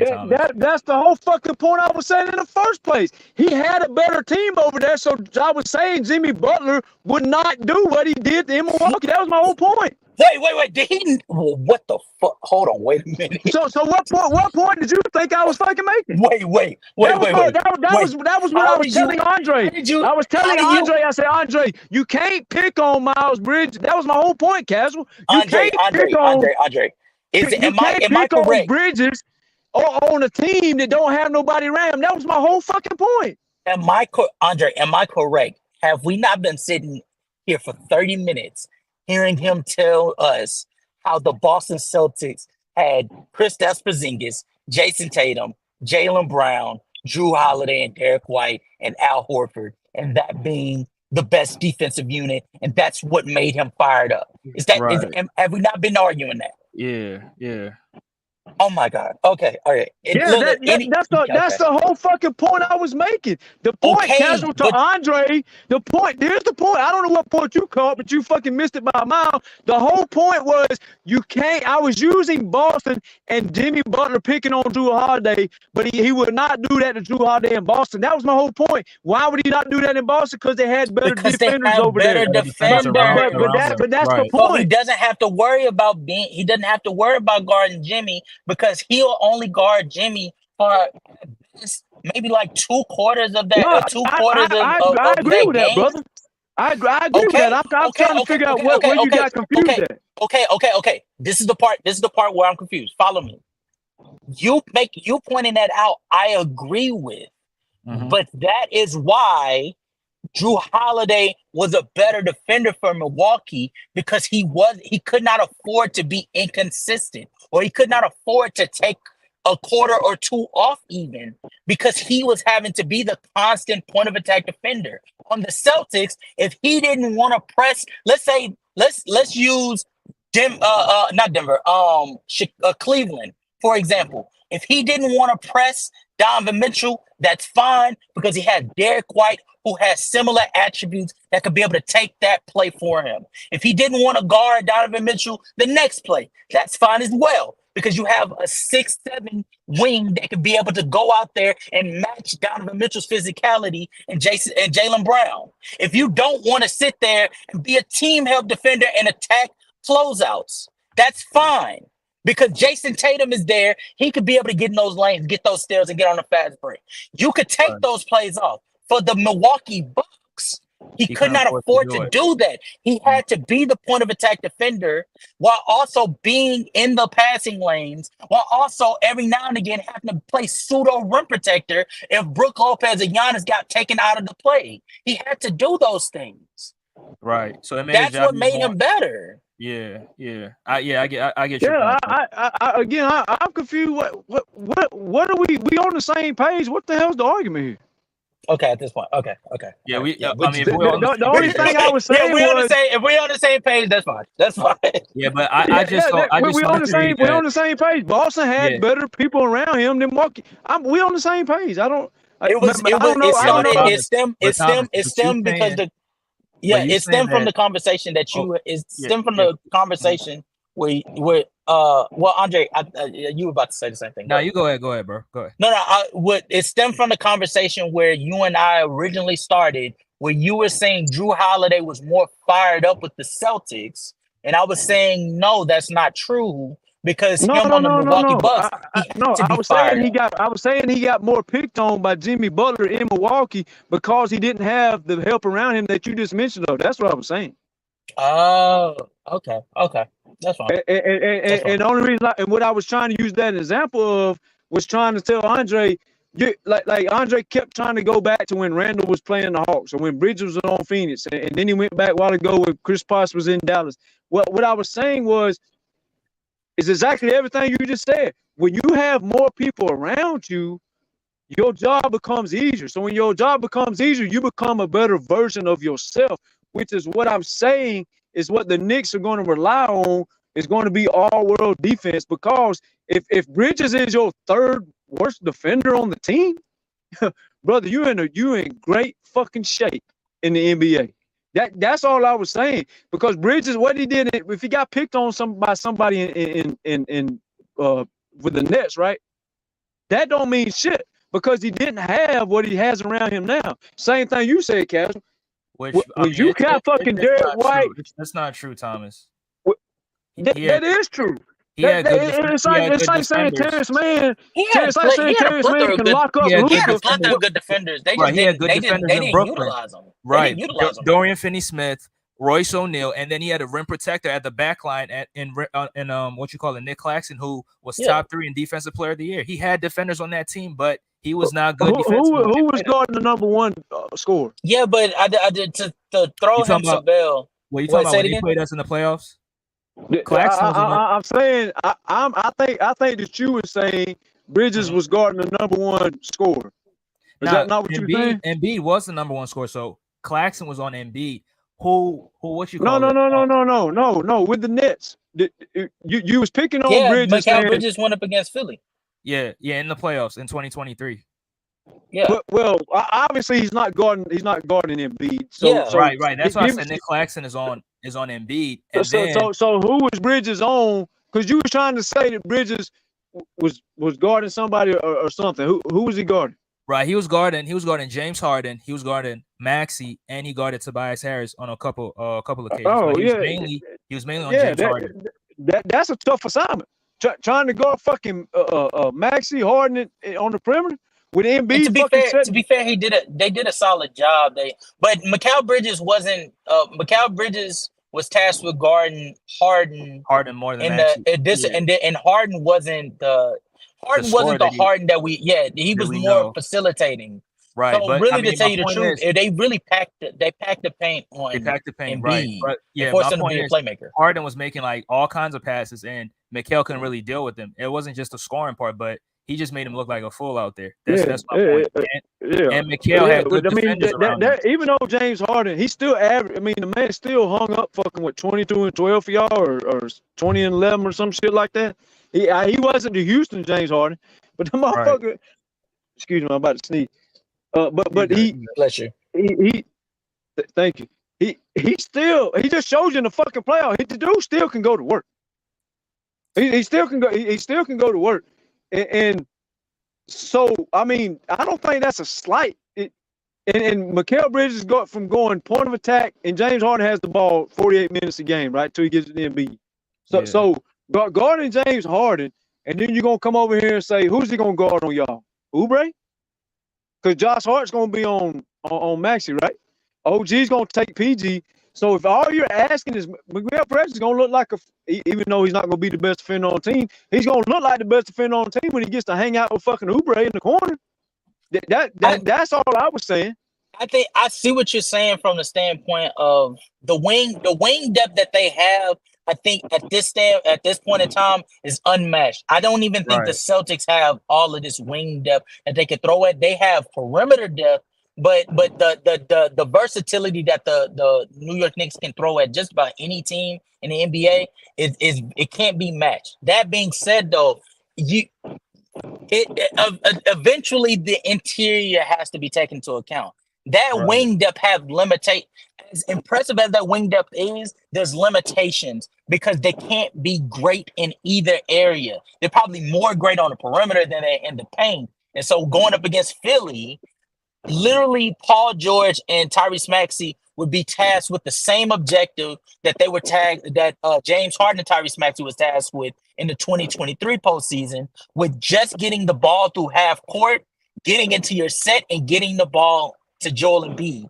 That becomes even more easier when you realize there's a Philadelphia 76ers team that is led by Doc Rivers, is led by Nick Nurse. And Nick Nurse isn't going to make the mistakes that Doc Rivers made that almost cost them some games, like forcing Joel Embiid to catch the ball at the high post and expecting him to be able to make something out of nothing. That man had Joel Embiid catch the ball like 35 foot from the basket and do an ISO 3-point game winner. Exactly. That had to be the dumbest shit I ever seen in my life. Man.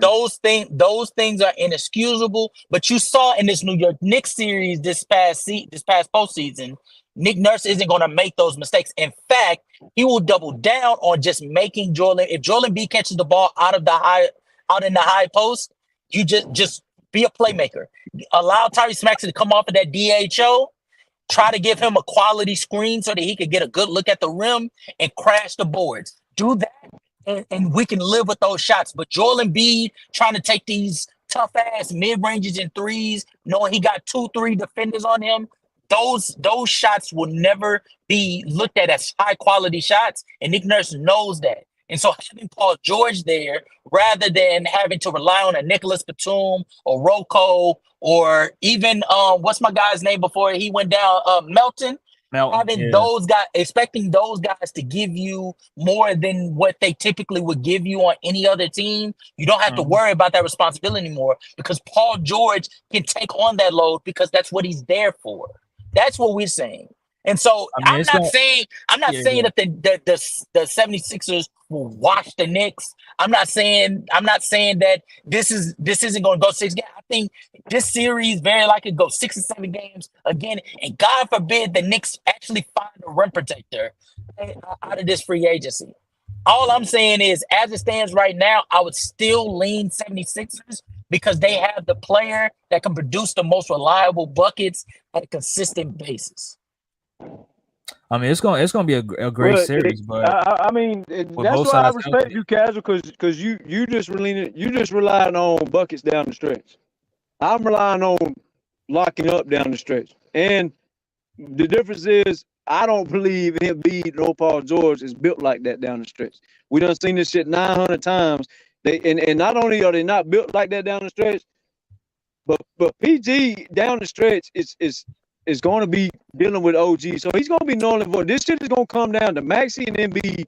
Paul George versus other teams, different conversation. I believe Paul George cook up the Pacers because he's got a personal what do you call? He's got personal vendetta. Yeah, there you go. Exactly.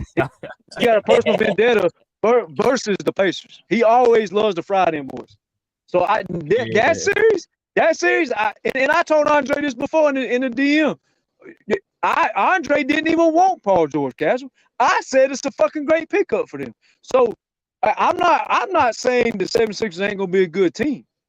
All I'm saying is, come playoff time, I'll be here with my bread because I know the Knicks gonna lock up. And I don't think Embiid is gonna hit enough shots down the stretch because he's not built like that. Now, if this dude was built like Kobe or Jordan, I believe he's unstoppable. But he's not built like that. Paul George is not gonna be built like that. And I believe it's gonna be more on fucking Maxey trying to get a bucket down the stretch than it is. But he excelled at doing that. If you can't walk away from nothing from that series, you can Tyrese Maxey is a big gamer. Because there was some buckets. That's the guy I fear.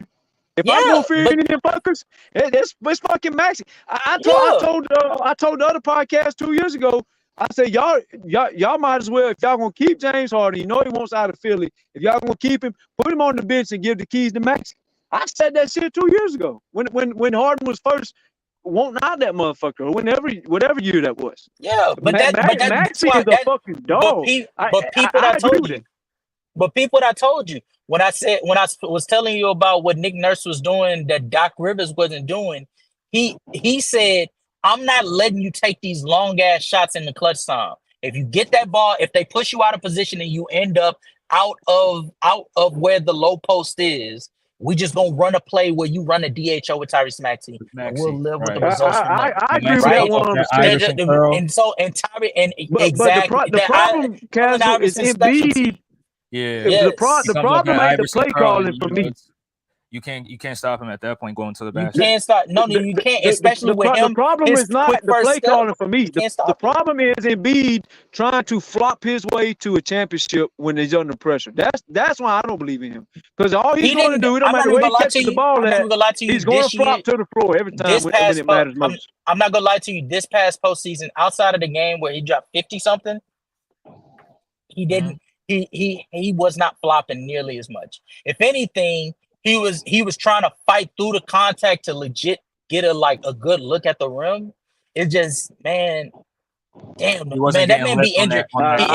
He's injured. He gets injured too damn often because I swear to God, I was looking at him and I was like, bro, he's dominating like this. This got to be the best version of Joel Embiid I've ever seen, and he's not even healthy enough for me to even know what his full capability. Bro.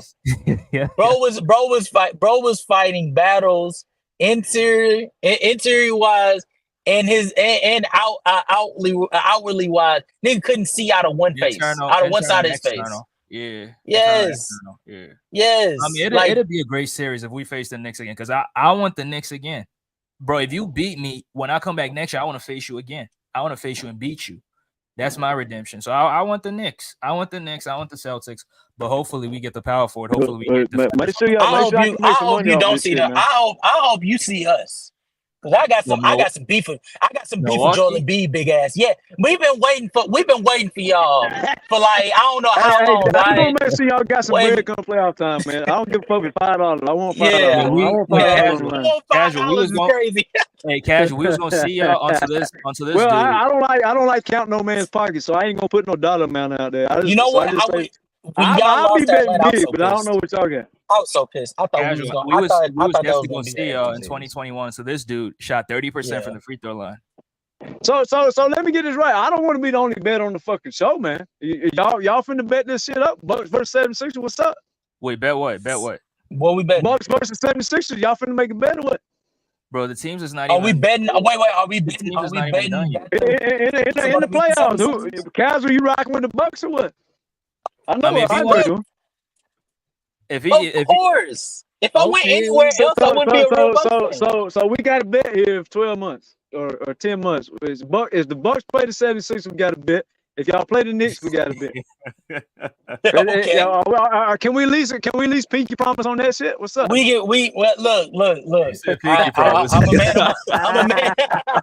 I'm a man of my word. I catch on to that shit.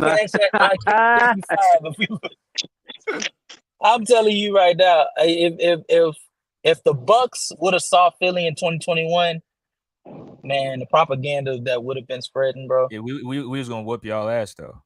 Bullshit. We were the best defense. I smell a bet coming on. I'm gonna be on this fucking show from now on.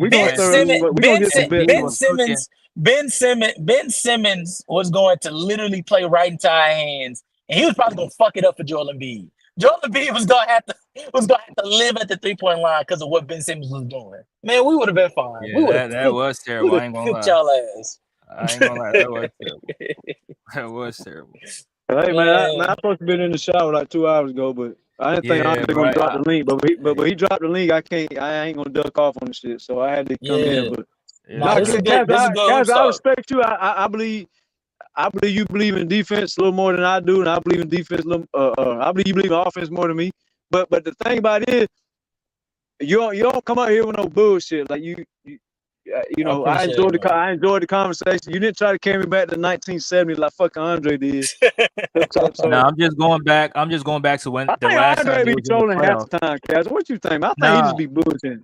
Nah, I'm just going back to the last time they was in the playoffs before this past season. That's all I'm doing. Because we care about. Well, I mean that's true, but Andre, you got to remember, when you got help around you, man, it's different. It's just like Casual told you about Holiday. But you got different help, man. You play different. Thomas, it's true, but I was just saying that he had help, but I mean that help was not as good as this help, but he had significant defensive help, and he was still getting cooked. That was my. Well, he had help, but he had inexperienced help. That's and he didn't have the coach. Like y'all can't come at me saying, all right, we got Nick Nurse, so that's different, and then not tell me having Tibbs over some fucking Steve Nash, whoever the fuck was over there, Jock Vaughn. You can't give me that same leverage if you're gonna go that route. So. Yeah, that is a good point. That is true. All right, fellas, let's chop it up tomorrow, man. I got to get in the bed. I got to head home, spend the fourth with the kids and the grandkids and shit. So, Kaz, I respect you though. I like your shit. You stay to your guns. You don't be bullshit. I don't know how the hell we got confused on that shit, but hey, it is what it is. We figured the shit out. Yeah, I appreciate it. It, brother, man. Until next time. All right, Andre, good show, man. All right, Thomas. All right, fellas. Yeah. Great show, Andre, man. I'm finna hop out of here, man. All right, bro. Appreciate it. Appreciate you for being on. I mean, I was watching the earlier show, the crossover. Bro, you gotta get me on that show, bro. I need to get at that motherfucker Zeno. He not no Sixer fan, bro. He be capping. DM me. I got you, bro. I got you. All right, I know where he is at all times, so I got you. Nah, I got you, bro. Just hit me up, all right? All right, bro. Appreciate you. All right, y'all. That was a hell of a conversation, man. I mean, they was cooking with gas. Like, God damn. This is what basketball's all about. I mean, making your point, standing on what you believe in, or standing on what your opinion is, and just standing on it. I mean, Thomas stood his ground, Casual stood his ground, I stood my ground. But if the Knicks are to play the Sixers, I really want to see that matchup. I mean, I'm not ducking no smoke. I really want that smoke. So, um, yeah, just to summarize my points, we don't want Ben Simmons here. He's not going to be a good fit. And if the Sixers are able to sign Caleb Martin and Haywood Highsmith, I would definitely take it. And I think the Sixers definitely made the right decision and going for the third star instead of filling this roster out with role players. So I appreciate each and every person that tuned in from start to finish. Some people came towards the end. Shout out to Tune In Sports. Shout out to Humble Man 420. I didn't have a chance to shout y'all out because Casual and Thomas was going at it. But shout out to Zay. Zay was in here. He was talking that, go get Ben Simmons. We don't want no Ben Simmons, bro. So, but shout out to you though. Too Tough Entertainment. Shout out to the boy Exclusive. He says nah, bro. But yeah, shout out to each and every person that pulled up. Brian Pumper, Fox Blanket. Shout out to y'all. Shout out to you. I appreciate you. I'll catch you guys on the next one. Have a great, happy 4th of July. If you're gonna spend it with the family, make sure you're safe, make right choices, make the right decisions, drink enough water. Please don't get dehydrated, and make the right decisions and let the 4th of July be a good experience. Be a good something great that you experience. So yeah, I appreciate each person that tuned in. I'll catch you guys on the next one, man. Peace.